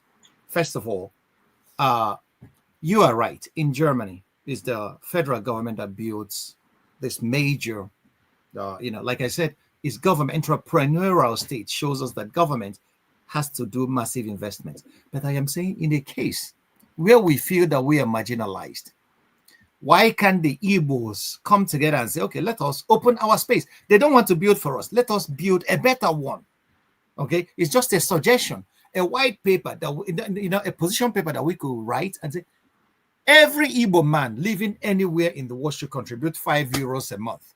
Let us do it for 2 years, and then let us use it to invest and build our own railway. Since the government doesn't want to do it for us, since they are marginalizing us at this level, let us do our own thing. There is this Igbo adage that says, let us do it for ourselves. So that's just the suggestion along these lines. If the Igbo governors could come together and say, okay, Amechi was just equivocating. They built standard gauge rail lines for the north and for the rest of the country, but they built a substandard. They envisioned a substandard gauge for the southeastern corridor. If you saw David Udeni did the documentary on that, okay, and then you start wondering where were our representatives when this was being done, and nobody stood up to question that. So if this is the way that the Nigerian government thinks, which is stupid to say the least, because if you do that, you have closed off a very fecund area of the country from contributing to the national integration, transporting their goods and services to the markets. Okay, but because we have short-sighted and people in government, that's what you get. So if they couldn't do it, why can't we do it for ourselves? This is just my suggestion to the Southeast governors and to the Igbos. This is a form of agitation. Okay, they have raised this case in traditional Igbo land during the colonial times. The Igbo communities come together and see a brilliant child and say, Jeno Chitanya, we are going to send you abroad, go to school and be our eyes there. Chinua Achebe wrote it in Arrow of God. Ezulu called his son Oduchi and said, go to the white man, Learn their ways because they're for you to survive, but keep our ways, for our ways are true. So this is what we should tell ourselves. Igbo communities send people abroad to go and study and become doctors and all whatnot. M.I. Opara was a very great example of that. And he came back and he developed the Southeast. There's this African adage that says a child that is denied the warmth of his community will grow up and burn it down. But what happens to a child that is given the warmth of his community? He will come back and develop his community. So if we can do that for ourselves, we are showing the way, and other Nigerians could kiss our behinds. But we have done something for ourselves, and our people should find jobs for themselves if we do that. That's the suggestion. The second point, Africans that are intellectuals are not talking about. We are talking enough about the genocide in Congo. Congo has lost over 5 million people since the genocide started, and all these are being financed by foreign and external actors who are interested in the resources of Congo, in the coltan, and then they are financing this problem using the Rwandese government, and then they are fighting around Goma and Bukuru axis and murdering Congolese people. Congo is since Leopold II has been, a spot for colonizers. Leopold murdered 10 million Congolese during his time, the King of Belgium. And the Belgians were involved in the murder of Patrice Lumumba. Okay, and they returned just a tooth of a man they dissolved in acid, a guy that said we want Africa to be for Africans and developed. So since then, Congo has never known peace. They installed a stooge. The Americans installed a stooge, Mobutu Sese Seko, who raped that country down. Congo is one of the richest countries in the world in terms of natural resources. But where is Congo today?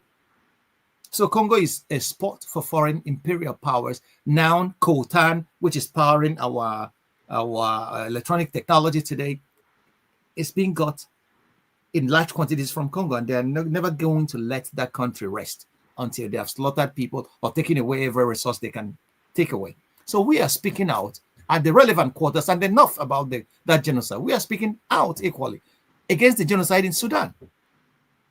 External powers as well, using the UAE, financing the rapid forces against the Sudanese government, murdering Africans. So we speak out relevant. So because Gaza is in the news, because what is happening in Gaza is one of the greatest evil of all times. Children and women. 80% of the people in Gaza are women and children. And people go and drop bombs there and try to justify it. That's why it seems like we are talking more about it. We are human beings. I said it. Anybody who is not pained about what is happening in Gaza, that person is a moral imbecile. And with moral imbecility, I cannot argue. So there is nothing, and there is no comparison of whether, because we are not talking about, because people are not talking enough about this, they shouldn't talk about that. No. That is a false equivalence. That's why I say it. About Igbo intellectuals abandoning the Igbo struggle after the war. I agree with you. There you're 100% correct. But there is a reason why it happened. After the war, the Igbos inherited a trauma of a defeated people. Nobody, that's where I am angry with the Nigerian government. Gowon came and said, no victor, no vanquished. But there was nothing done in terms of actions and policies to redress the pain and trauma of these people that were faced with a genocide, because Biafra was a genocide. What did they do? One of the key killers of Biafran women and children, Murtala Mohammed, that slaughtered men and women and children in Asaba, had his head gracing our 20 naira notes so that we will be seeing him whenever we are transacting business. So there was nothing done to propitiate the ghost of Biafra. That's why this agitation is rising. It will keep rising until something is done to redress the pain that Biafra caused and the reasons why it started in the first place. I don't blame the people agitating. What I'm blaming them is you cannot go and kill your own people in the name of agitation. They count me out. Nobody is satisfied with Nigeria. The Yorubas are not even satisfied. You could see Sunday Igboho agitating. The Northerners now are being ravaged by bandits and Boko Haram and every other terrorist group. Nobody. The Niger Delta people, their land is an ecological wasteland. Nigeria has exploited resources from the Niger Delta, but Nigeria has not deemed it fit to clean up the ecological disaster they inflicted on these people. So nobody is satisfied. Why should we then, in the name of agitation, go and kill the people we are supposed to salvage? This is where they lost me. That's what I'm saying. So thank you for your views. They are very, very correct. But we are speaking, and we are speaking out enough. But the point is, those people who are destroying our world, they don't listen to people like us. They keep doing what they are doing, but we will keep talking. If they don't go on holiday in destroying our world, we'll not go on holiday from calling them out. All right. Thank you. No, we can't go. No, Mazi, thank you so much. No, I want to say, I want a very good night because I'm logging out. Okay. Thank you. Okay. Yeah. All right. Thanks. We still have a few more people. I'm not letting anybody in again so that our guests, I know we can stay here till tomorrow. So we are going to go to Wale. Wale, welcome to the show. Yeah, thank you, the damages. And Dr. Franklyne, thank you for all the intellectuals that you really educate us and with all your brilliant ideas. The only problem I have is, honestly, I have heard everything you said. I would rather listen to you than question some of the things. I think you've provided answer to some of my questions anyway. The only problem I have is, look at how many people listen to you today. Maybe it's something that we call human psychology. Why we never make use of everything we've heard if we cannot read just like you? But why is it difficult for us to find someone like you who can lead us into, okay, change our mindset, do it the right way? But no, we will be part of those who are siphoning or embezzling Nigerian money. We will be the one to help them to hide their money or to buy property or to do all sort of things. If they come abroad and we're not helping them to hide their money, what would they do with it? Because they know for them to launder the money into this country, they need somebody who is here who can help them to one way or the other. And who are these people? They're among us. We know them. We know who they are, but we turn a blind eye when we see the evil. And then we are expecting the country to be great. It's not going to happen until we all change our mindset, until we put people like you who really have human, what will I call it? Benefit in their mindset, not the ones that will siphon all the billions, go to the World Bank to borrow all sort of money for their own selfish mission. Like you said, their kids are not in Nigeria. They don't receive any medical treatment in Nigeria. But we are the doctors that will treat them when they come here. We are the nurses. We are the ones that will help them from the airport. We are the drivers. Are we actually telling them the truth? So we are as culpable as those who are siphoning the money or ruining the country until we all change our mindset. And every evil person is within us, either in our family, friends, or uncles, or somewhere. So everything you've said, they're brilliant. But what lesson do we take from it? What do we do? Tomorrow, we're still going to continue the same, Dr. Franklyne has said his own.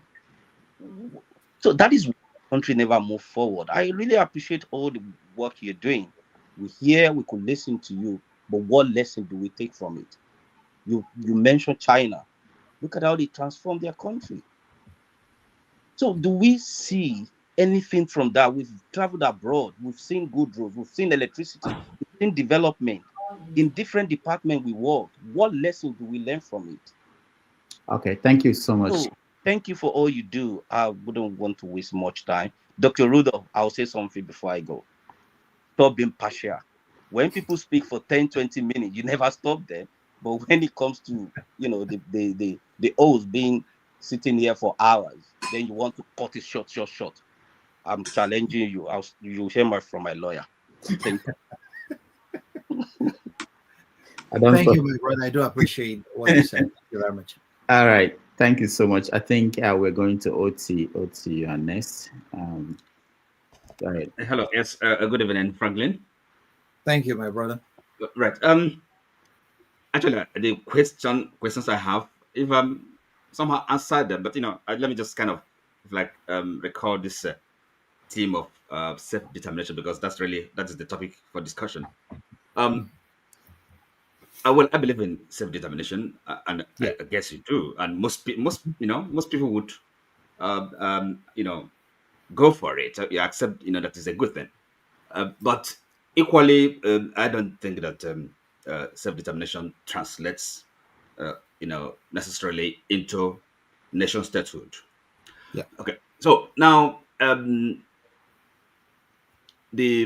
course the Nigeria situation, I have my views about that, so because if we're talking about, it's about Igbo really the our position situation in Nigeria. That's when we talk about self-determination. That's really what we're talking about. So now those of us that are in the diaspora, because this is really if like the thrust of my question, I just want to ask you: are you directly involved in any Igbo community association in Germany where you live? Sure. You are. Okay. Yeah. I live in the UK here. So can't we, as Igbos in the diaspora, kind of come together, work towards affecting a change in Nigeria, in our homeland. And of course, this issue of self-determination, we can really, deal with it much more effectively and with understanding, not because so that you can actually bring real freedom to the gospel, gospel of freedom to our people, as opposed to what other persons have tried.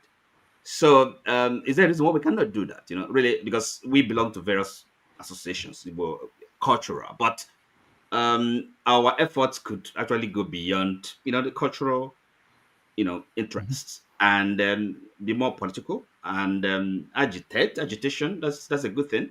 You can't avoid it. So, why can't we do that? And finally, when Charles, the child that lives in Germany, was asking about maybe what the intellectuals are doing or can do.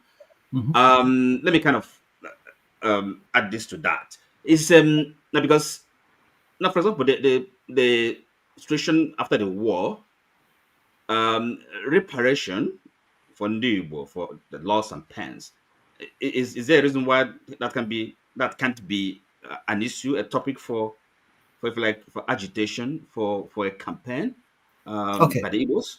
Okay. Okay. I got the core of your question. Thank you. Let me start from the last issue you raised, reparation.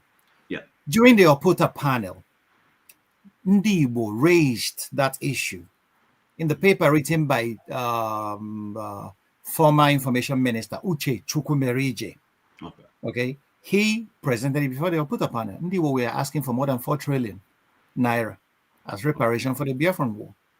If you read the report of the Oputa panel, it is in there. And they made, the people that wrote that thing, I doff my hat for them. They wrote an excellent case for reparation. Okay. But as you know, Obasanjo, promulgated the Oputa panel, not as something that he would implement at the end of it. It's just to keep Nigerians talking. Okay, after what Abacha did and all whatnot, to show the international community that he was able to do something about justice and reconciliation. So it has been an issue. The Igbo intellectuals have actually been talking about it. The last time I went to Nigeria, my professor at the university, Professor Obiorike, then sent me to Igbo Who's meeting at the hotel. Is the Reverend Father, if I'm right? Yeah, he's a prophet. Yeah, he taught me in Frankfurt here. So he sent me there, and I sat down to listen to them. So you can see that a lot of Igbo bright, brilliant minds are talking about reparation. But what is the possibility of gaining a reparation from a country that is actually bankrupt? What many people don't know is that Nigeria doesn't get any revenue anymore. Our oil proceeds was mortgaged to pay debts that Buhari contracted before leaving office. Okay, so you could see the new president jumping from pillar to post, borrowing money. We are actually broke. Nigeria doesn't have any money. We are trying to meet. And the country can accept that debt, so it doesn't matter. Can be paid anytime. Once Moody degrades your credit worthiness, the price of accessing capital in the world market becomes very burdensome for even a country. Okay, so that's what Nigeria is facing at the moment. And then you could see a country like Nigeria going to borrow $32 million from Japan. $32 million or $200 million. What is that? That Dangote, you cannot borrow from. If you Nigerians live in Nigeria, can give you that money. But Nigerian government goes with a begging ball to government to borrow. Okay, so what is the possible feasibility of getting reparation from Nigerian government? And if you get reparation, what do the Niger Delta people get? Okay, they will equally agitate for reparation.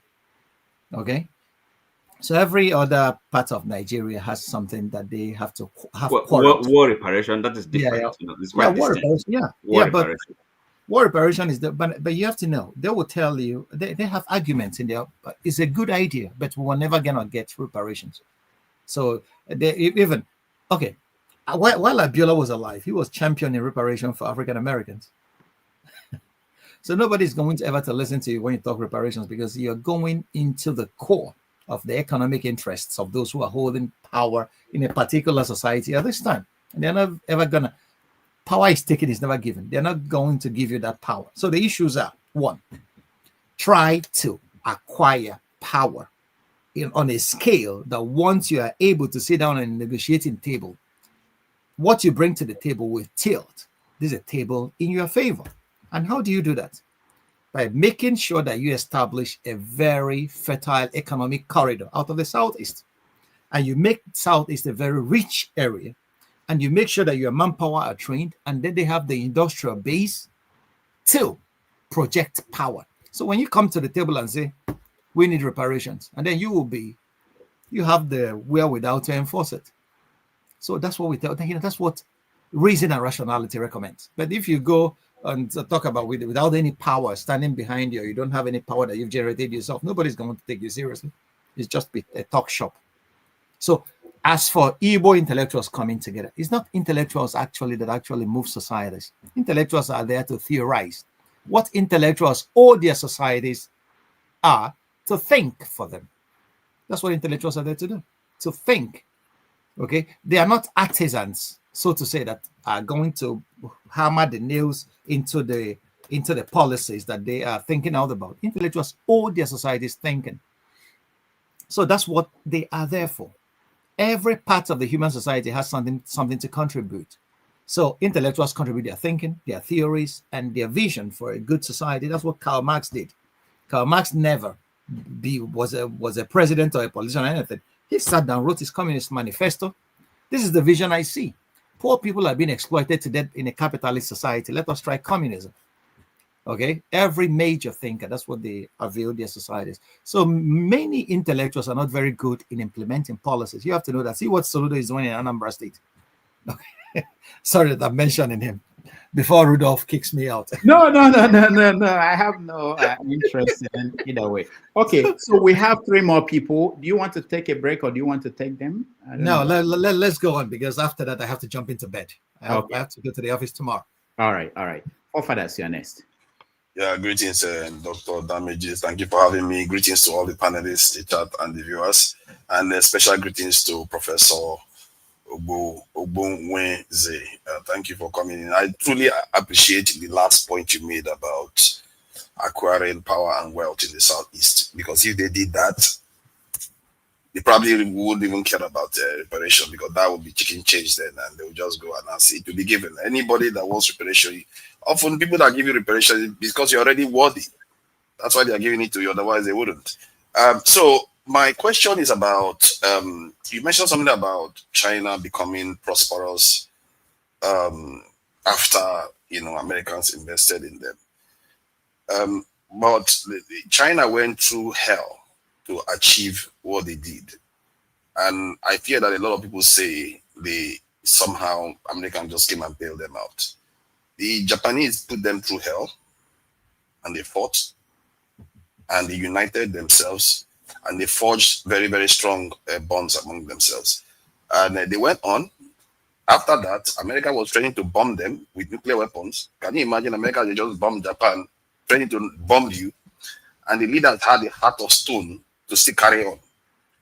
I ask myself, are people ready for that kind of pressure? Because as a race, we sometimes forget that we are one. And that challenge, we have to face it one way or the other. And the question is about how do our people get to a point where they have enough steel to do what is required for us to get out of this existential threat that we face? Because without the ability to withstand threats that are coming to you from any angle or any of your peers, it's a matter of time. You just have to come once, doesn't it? Then your people will find themselves in a round box. So how do we get ourselves out of this state? Because the Indians have, the Chinese have, other groups have, but we still remain in this state whereby our leaders just want to preserve their government in office. So that's my question. How do we get ourselves? Because it's about unity, isn't it? All right. But most of these people most of these people were forged in fire. But do you have any other method, or maybe there is something you can suggest that will get us to a place whereby we've got that amount of steel to withstand the pressure it takes to get us out of this existential threat situation? Thank you for this. Thank you, my brother. I don't have all the answers. I have to be honest with you. I don't have all the answers. I don't even know what we can do to make sure that we withstand the pressures that are bound to come. The pressures have always been there. Okay. First of all, you have to know, we as the Black people, our humanity has been questioned more than the humanity of every other part of the human race in history. We were sold as slaves, first by the Arabs, trans-Saharan slave trade, then by the Europeans, transatlantic. Okay. The racisms that are being heaped upon us, even till the thresholds of this moment, have not ceased. Our humanity are being questioned everywhere. As a Black man, you have to prove yourself 20 times over. Okay? And this is what happens when you are a conquered people. The first question I used to ask myself is that, are we really free? We are not. Colonialism came, devastated our land, got people at our peripheries, crowned them chiefs. And these people are now agents of the new colonial agents. Many of them are still ruling our countries. Our education is colonial still. Our curriculum is colonial. What do they teach us in schools? After the Biafran War, even the Nigerian government made sure that chemical engineering will never be taught at the University of Nigeria and Nsukka. They don't have that department till date. Ask yourself why. So, are we taught to produce anything? We are taught to blow grammar, speak good grammar. That's what clerks do. It's important to learn the language. But how do we apply sciences? Okay, IMT Enugu was established in that regard. ASUTech, Anambra State University of Science and Technology, which metamorphosed into ASUT and then Nnamdi Azikiwe University, Oka. We are all established with that in view.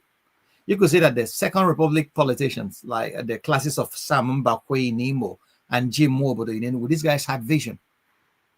Okay, they wanted to change something after the Civil War. Okay, but subsequently, the people that came after them don't know what vision is at all. We are still practicing colonial curriculum till today. We are teaching our people how to go to grammar school, then speak English and pass. And then there was an attempt to introduce 433 system, 6334 system in Nigeria to emphasize on technology, but it has no basis. Okay, so we have not even thought about the kind of education we give our kids. What do we teach our kids? From morning till night, every Nigerian has heard about God being the answer. Jesus is the answer to the problem. They don't tell Jesus is the answer. They don't tell you what the question is. We go to church, which is good. Religion is good. But that's the only thing that has formed the bedrock of our epistemology in Nigeria is religion. The Chinese are not doing that. The Chinese have their Buddhism, but they apply work to their lives. And then the Japanese did that before them. The Americans are doing that. Protestant ethic, religion, led Europe to the Industrial Revolution. But what has our own religion taught us? We have carried religion on our heads and forgotten how to work, hard work. We are people that now believe in miracles, cargo cult mentality. So we really need to change our education in a radical manner. for us to start talking about tomorrow. Listen, tomorrow has been captured by the Chinese, by the Europeans, and all.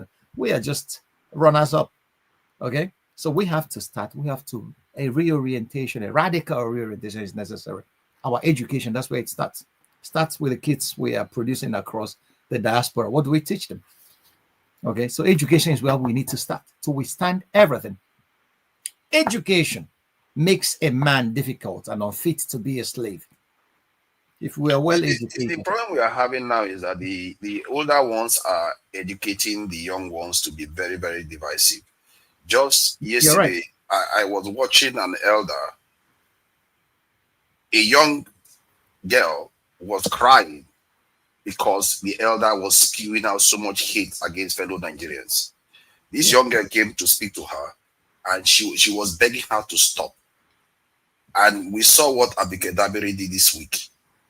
So how do we stop this type of stuff? Because last week I said Nigeria needs a hate speech law to control, because there has to be cohesion, at least. You see what I mean? So, but we don't have anything to glue us together to at least have a discourse that is more civil. All right. Well, the issue, the issue is that those people who are peddling this kind of internal xenophobia, they are all just doing it for political gains. They are moral. They are moral weather vanes. Many of them, they don't have any ethics at all. Okay, watch what Wike spews out. Okay, or watch what all these politicians or Bayo Ananuga that has been making genocidal statements. So they are all just doing it, thanks to where the political wind is blowing.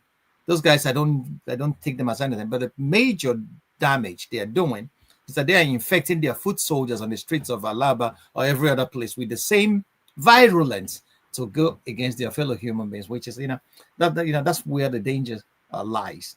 But our education will make somebody at unfit to listen to those idiots up there who are spewing hate. That's why if somebody comes to tell me that Fulani is my problem, I'll tell you, who told you that? Fulani is an ethnic group that starts from the Futa Jalon Highlands in Guinea, spreads across West Africa. How is a whole group my problem? I need to ask you questions.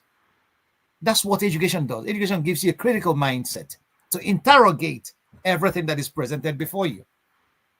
And that's what we require. We require this critical mindset to interrogate what Nigeria is offering us, what the world is offering us. And that's what forms a resistance. If you cannot accept it, then you resist and find ways of resisting, brilliant ways and intelligent ways of resisting. Because if you resist like an idiot, you will be eliminated. But if you resist like an intelligent man, you can leave. Obi Erika took people to Okonkwo's homestead and said, you stand in the household of a coward and point to the homestead of a hero. Because the hero is dead. A hero without the brain dies. There is an Igbo adage that says, Ike kachienti onamo. Igbos say that. All right. We're rounding up. Ike, you are next. We'll take too long. God bless you, my brother Franklin, for trying to educate us today in so many ways. I think you have gone 90 degrees centigrade, everything. And I want to thank my brother Chim for what he said. I'm more concerned about the issue of the xenophobia in South Africa. But there was a comment, there was an idea Chim made, is where I want to come in. If it is true, and it seems to me personally that it's true, and my question should be, if the Black South Africans did not know the sacrifices that Nigeria paid for their independence, for freedom,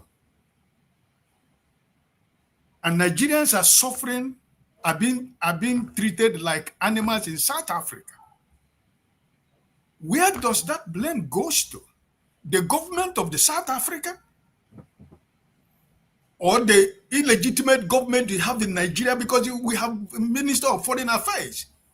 And we have somebody, the lady that my brother forefather just mentioned now, Abike Dabiri, who they gave, I don't know what they gave her, of the diaspora, or whatever they call it, who said that Igbos are monkeys and chimpanzees are gorillas, right?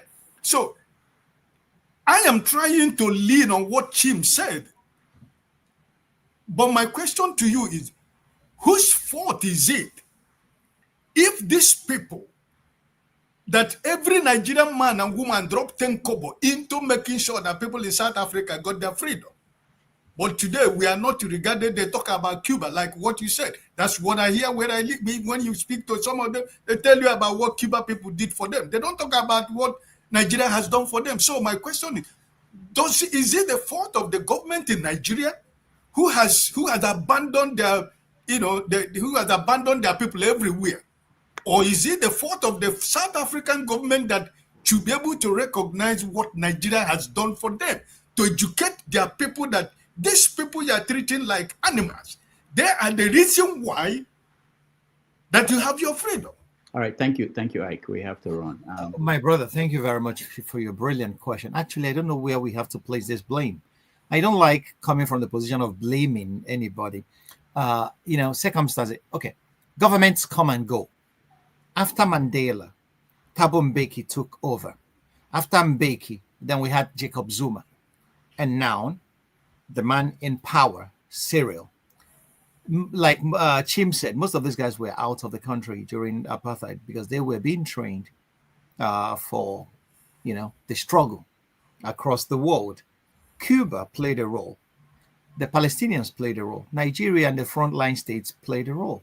Okay, that the South Africans of today may have forgotten. But even if they have forgotten, they should not be treating human beings like less human beings, blacks at that. Okay, you can forget history, but being human is something that is not non-negotiable. You don't treat human beings like non-human beings. It's you don't even need knowledge for that. Okay. There was this great anthropologist, one of the pioneer anthropologists. Her name was Margaret Mead.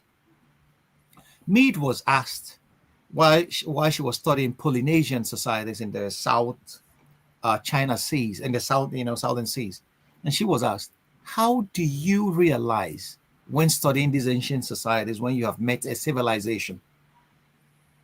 You know what she replied? She said, a civilization is when I see a bone, a thigh bone, human thigh, a thigh bone that healed. That's for me is civilization. So in the archaeological record, when they see a bone of the human thigh of the, that was broken and was healed, because that means that somebody stood back to wait for this person to heal. Because every other animal that breaks the hip bones is eaten, by other animals. Nobody sits back to wait. So civilization is human empathy. Civilization is society. Civilization is when you stand to do something for the other, irrespective of where the person comes from. So anybody who is asking a Nigerian to stand up and leave a hospital is not civilized. Anybody who is trying to kill another person is not civilized. So that's the definition of civilization. So you don't even need to know what Nigeria did for South Africa for you to be a decent human person. That's what our South African brothers should understand. And our Nigerian brothers who are equally xenophobic, Igbo against Yoruba, Yoruba against Igbo, should equally understand that. You are not civilized if you are xenophobic. You are that's why racism is the height of ignorance, because the blood that flows in all of us is still red. For a white man and for a black man, that's the same. I think. I know you're exhausted. Let me just quickly, quick question from Pulo and Ndubisi, and that's it. Pulo, okay. Good. Pulo, go ahead. Yeah. Hello, am I audible? Yes, we can hear you.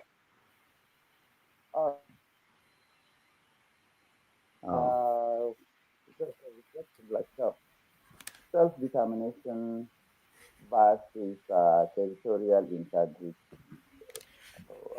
We're having difficulty hearing you. Can you speak up? Can you remove the earpiece? Okay. Self-determination versus territorial integrity is a part of the Nigeria, of the country want to escape from the mainland Nigeria. How do you do that? What are the criteria that you are supposed to follow before you actually get your own state in a civil way? We have seen it happen in Spain. The Catalans could not get it. The Scottish could not get it. But somehow it happened in South Sudan. I don't know how these things happen. And when it comes to local politics in Nigeria, it's like the politics of blame. The Northerners blame Southerners and Easterners. The Easterners blame the North. The North. We just keep on playing this game, and the politicians thrive in chaos. I think that is what they want. If we are divided, we keep hating each other until every after 4 years they will come and tell us things will change. Then we vote, then we regret, then we revote, and then we regret, and the cycle keeps on continuing. We, as it stands now, I don't know if there is someone, a visionary young guy, that is passionate about making Nigeria great, that can I am passionate about making Nigeria great. All right, Polo, thank you. We have to end it here for you. You are out of Nigeria. All right. I am not only passionate about I'm passionate about uplifting the black man. And I can see that until an African country marches into the first world, the black man will never have any respect anywhere. No matter how comfortable we live in our little spaces in Europe or in the diaspora. So if we have to fight for the upliftment of the black man, wherever we find him. My professor at the University of Frankfurt, Professor Obi Orike, will always say, I am here so that Africa will gain something. He used to say that in Igbo, Ka Africa jeti, and I learned it from him. Africa should gain something. Nnamdi Azikiwe established the University of Nigeria in Nsukka, and the motto of that university is to restore the dignity of man, the dignity of the human person, the dignity of the African that was battered by colonialism. That was the reason why he chose that motto. So we are still being battered, and we have ourselves. So that's why I find it too petty that Nigerians are fighting and bickering among themselves. You're right. Politicians thrive in chaos. It's ancient. It's divide et impera, divide and conquer. The Romans said it. That's the Latin name for it. Divide and conquer. Because they know that once we are divided, they can easily, manipulate and rule us the way they want. But they rule not for the interest of a particular. This cabal that is holding Nigeria to a ransom, they know each other. They intermarry. They go to each other's parties. Forget what they say on the television. If you go to their parties, you will see them. They know each other. They eat from the same table. So that's the major problem. Self-determination and territorial integrity. Self-determination has always found its limitations in territorial integrity of a state. It's everywhere, not only in Nigeria. So there's no lay-down principles. The actual lay-down principle about self is a referendum. Okay, that's what United Nations recognizes. Even at a referendum, if a state refuses to recognize it, you cannot fight it out. If you go to war, if you win, then good. If you don't win, you still remain where you are. So that's what secession has always been. In Spain, the Catalonians tried it. They didn't succeed. Some of their leaders had to go into exile in Europe, in Brussels, and so on. Scotland has been trying it for a long while. The Confederate States in America have always been talking about, succeeding. But they have not even succeeded. So Biafra was a secession attempt on the cusps of a pogrom against the Igbo people. So territorial integrity and what is it called? Self-determination have always been at loggerheads. So, and there's an eternal problem. I don't know how that could be solved in the case of Nigeria, but that's what it is. So the earlier we stop listening to these guys who are trying to divide us, and then talk more about the things that unite us, the more human we will be, and the better it will be for our land. If you think that the every Chinese comes from the same tribe, it's not true. There are divisions within them, but they are pulling together in one direction and making their country greater than ever. We should learn that. There are lessons there for all of us. All right. Finally, Ndubisi, you have the final question. Thank you, Doctor. Thank you, Dr. Ogbunwezeh, for coming again. Thank you. Before I go, please, I would like to equally have your number. or email? You can get hold of Rudolph. He has everything about me. Okay, thank you. So I want to put my own question on concerning our judiciary. I've seen that part of the problem we are having in our country is because of the fact that we have a very weak judiciary. And since it is one of the three arms of government that is supposed to be one of the foundations of our democracy, they seem to be in the pockets of the executive arm. Some of the decisions they take obviously are aimed at further destroying the country's democracy. Look at the government, they declared the state of emergency in Rivers, and even when they talked about local government autonomy, states are not implementing it. And so many other things are going on. So I don't know what is your take about that, and what recommendations do you think things that can be done to help us have a solid judiciary so that when the executive are running amok, they can call it to order when cases are brought before them. Thank you. Thank you very much, my brother. Well, the Nigerian case is a very complex thing, but very simple to solve. The days of judicial activists are gone. When we had people on the bench like Justice Chukwudi Oputa and all the rest of them, it's gone and gone for good. The people we have today, many of them are mercenaries. Okay, sometimes I'm even ashamed to say that I belong to that profession. It's really crazy. NBA had the annual general meeting in Enugu about a week ago, and look at what the guys that they are projecting. Okay, and then these are the guys that should be at the forefront of trying to make sure that the judiciary is actually the third arm of government, where every law goes to be interpreted. But these guys are working hand in hand with the looters of our treasury. You can equally understand that because the power of the purse rests in the executive. So we should create a system where the executive, the judiciary, and the legislature are paid from different accounts. None of them, each branch should be in charge of its own finances. If the money comes, it goes directly to their own account.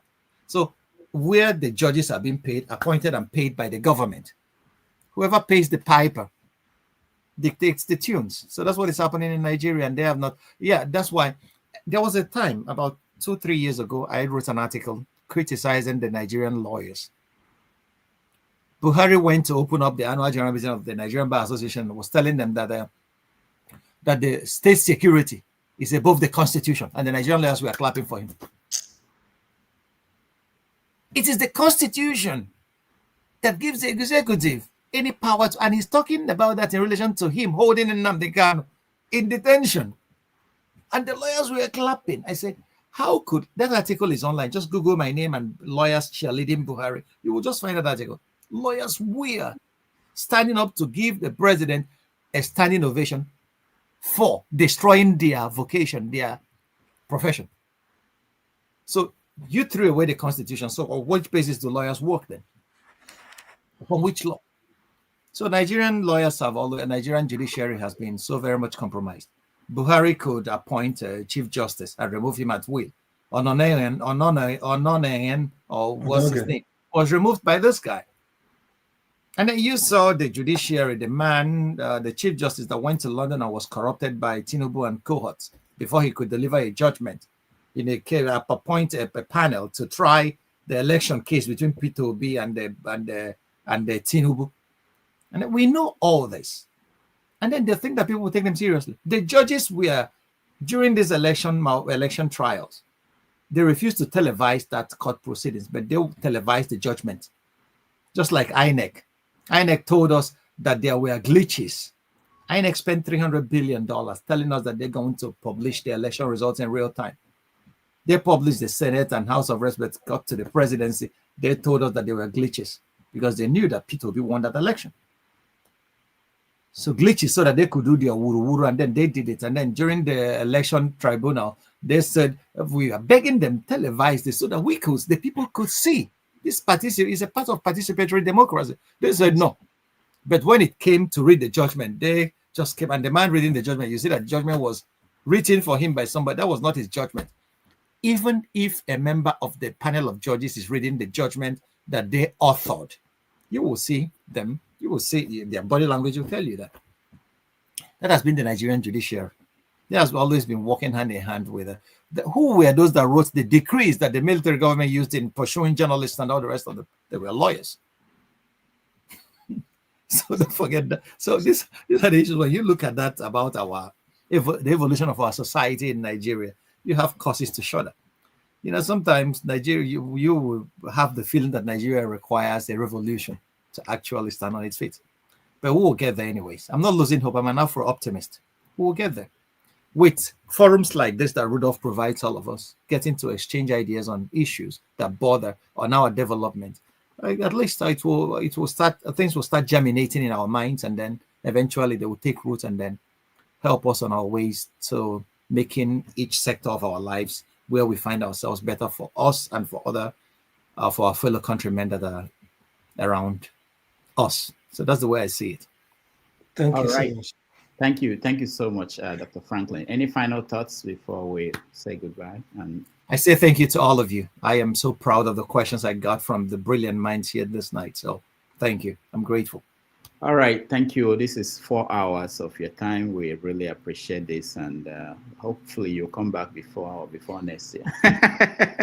There are still people who are waiting, but I didn't want to bring people back on because you've done very well spending. Next time we will. All right. Thank you so much. Thank you. Break. And then, just for those who are watching, we have the after show where people can have opportunity to analyze more what happened. But let's take a break and I'll say my final. One of those Christian women that will bring kids into poverty.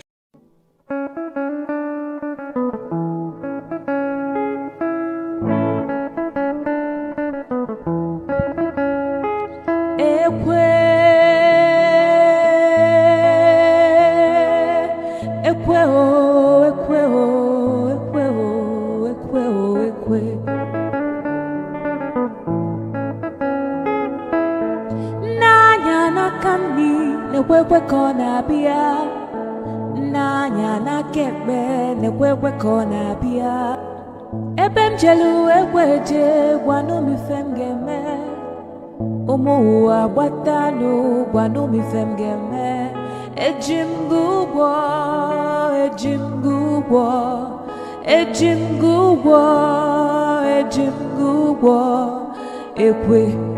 ekwe mbadike ekwe mbadike ekwe anokwa mbeme jalobia iwe bụ akpa ego ebia iwe dokwasị m n'ụkwụ iwe na yom wee ju iwe na-ebe akwa ị na-ebe akwa onye na-eti gị ekwe mgbadike ekwe onye ibe m na-ewe iwe nya biko wee gbuo ya ọsụkọsụ nwamkpi nya biko sugbuo ya onye ibe m na-ewe iwe nya biko wee gbuo ya Osukosu nwamkpi nya biko sugbuo ya selense.